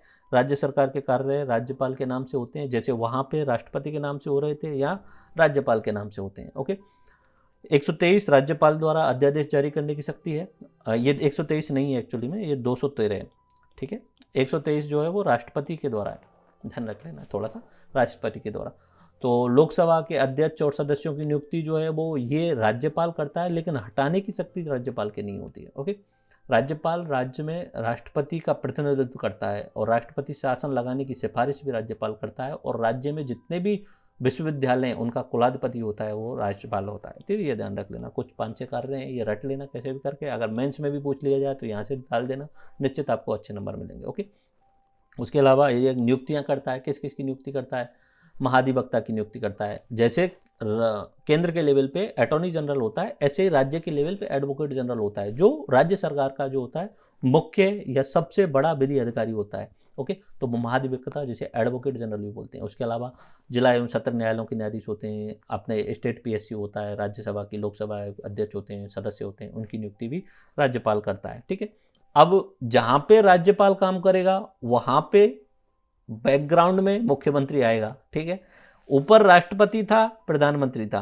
तो दिखाने के लिए राष्ट्रपति था, लेकिन अंदरूनी रूप से काम कौन कर रहा था, प्रधानमंत्री। अब राज्यपाल राज्य के लेवल पे राज्यपाल काम करेगा, लेकिन उसके साथ में जितना भी काम होगा वो कौन करेगा, मुख्यमंत्री करेगा। मुख्यमंत्री बोलेगा कि इस व्यक्ति को लोकसभा का अपना आरपीएससी का चेयरमैन बना दो, तो ही बनेगा राष्ट्रपति राज्यपाल। ठीक है, अच्छा एक चीज याद रखना, आरपीएससी चेयरमैन, अध्यक्ष बनाना और मेंबर बनाना ये काम राज्यपाल का होता है, लेकिन हटाने की प्रक्रिया जो है वो राष्ट्रपति की होती है। वैसे ये अपना एक पूरा टॉपिक होगा, उसमें हम देख लेंगे। मंत्रिपरिषद सेम है, आर्टिकल 163 ध्यान रख लेना। राज्यपाल को सहायता एवं सलाह के लिए मंत्रिपरिषद होगी, जिसका प्रधान मुख्यमंत्री होगा। 164 में मुख्यमंत्री की नियुक्ति राज्यपाल करेगा। ठीक है, और मंत्री राज्यपाल के परिषद पर रहते हैं बहुमत होने तक। सीधी सी बात है, जब तक बहुमत है, अब अगर अशोक गहलोत जी दोबारा चुन के आ जाए, तीसरी बार चुन के आ जाए, चौथी बार चुन के आ जाए, जब तक बहुमत है तब तक मुख्यमंत्री रहेंगे, कोई नहीं रोक सकता उन्हें। ओके, ठीक है, राज्यपाल नहीं रोक सकता, क्यों, बहुमत है उनके पास में। ठीक है, और उसके अलावा आर्टिकल 165 में राज्य का महाधिवक्ता एडवोकेट जनरल, अभी जस्ट मैंने बताया, वही सेम काम होंगे। ठीक है, हाई कोर्ट में जाके जाएगा। ओके, ये विधानमंडल में जाकर के बोल सकता है, लेकिन वोट नहीं कर सकता। आर्टिकल नंबर 202 में विधानमंडल में वार्षिक वित्तीय विवरण। ठीक है, ये और अपना आएंगे, उनमें देखेंगे। आर्टिकल नंबर 2 से राज्यपाल का अध्यादेश जारी करना। और 333 राज्यपाल विधानसभा में एक आंग्लीय भारतीय मनोनीत करने की शक्ति रखता है, लेकिन अभी ये कैंसिल हो चुका है, अभी ये नहीं रहा। ओके, 331 में पहले था लोकसभा में 2 एंग्लो इंडियन वाला, अब वो भी कैंसिल हो चुका है। ओके, तो जुडिशरी वाला अपना नेक्स्ट टॉपिक रहेगा, और ये प्रमुख अनुच्छेद जो हैं वो आप खुद से देख लेना एक बार, क्योंकि 2 बार मैं रिवाइज करा चुका हूँ। अब नेक्स्ट वाला जो पार्ट रहेगा अपना वो रहेगा विधायिका वाला। उस विधायिका वाले के बाद में मैं आपको जुडिशरी कराऊंगा, अपने प्रमुख अनुच्छेदों को रिवाइज कराऊंगा। फिर नेक्स्ट पार्ट अपना जुडिशरी रहेगा। उसके बाद में अगला लेक्चर जो रहेगा उसमें सभी प्रमुख संवैधानिक जो बॉडीज हैं, निकाय हैं, और गैर संवैधानिक और एग्जीक्यूटिव निकाय हैं, उन सबको कराया जाएगा। एंड देन उसके बाद में आपका ये crash course full course complete हो जाएगा। और मैंने जिस तरीके से इसे कंडेंस किया है, पूरे तरीके से आप इस पीडीएफ को रट लेना, इवन आप अपने लेक्चर्स को पूरे देख लेना। आप किसी भी एग्जाम में चले जाना, आईएएस लेवल तक का एग्जाम, आप 80 से 90% सवाल कर पाओगे। धन्यवाद, मिलते हैं नेक्स्ट लेक्चर में। Thank you.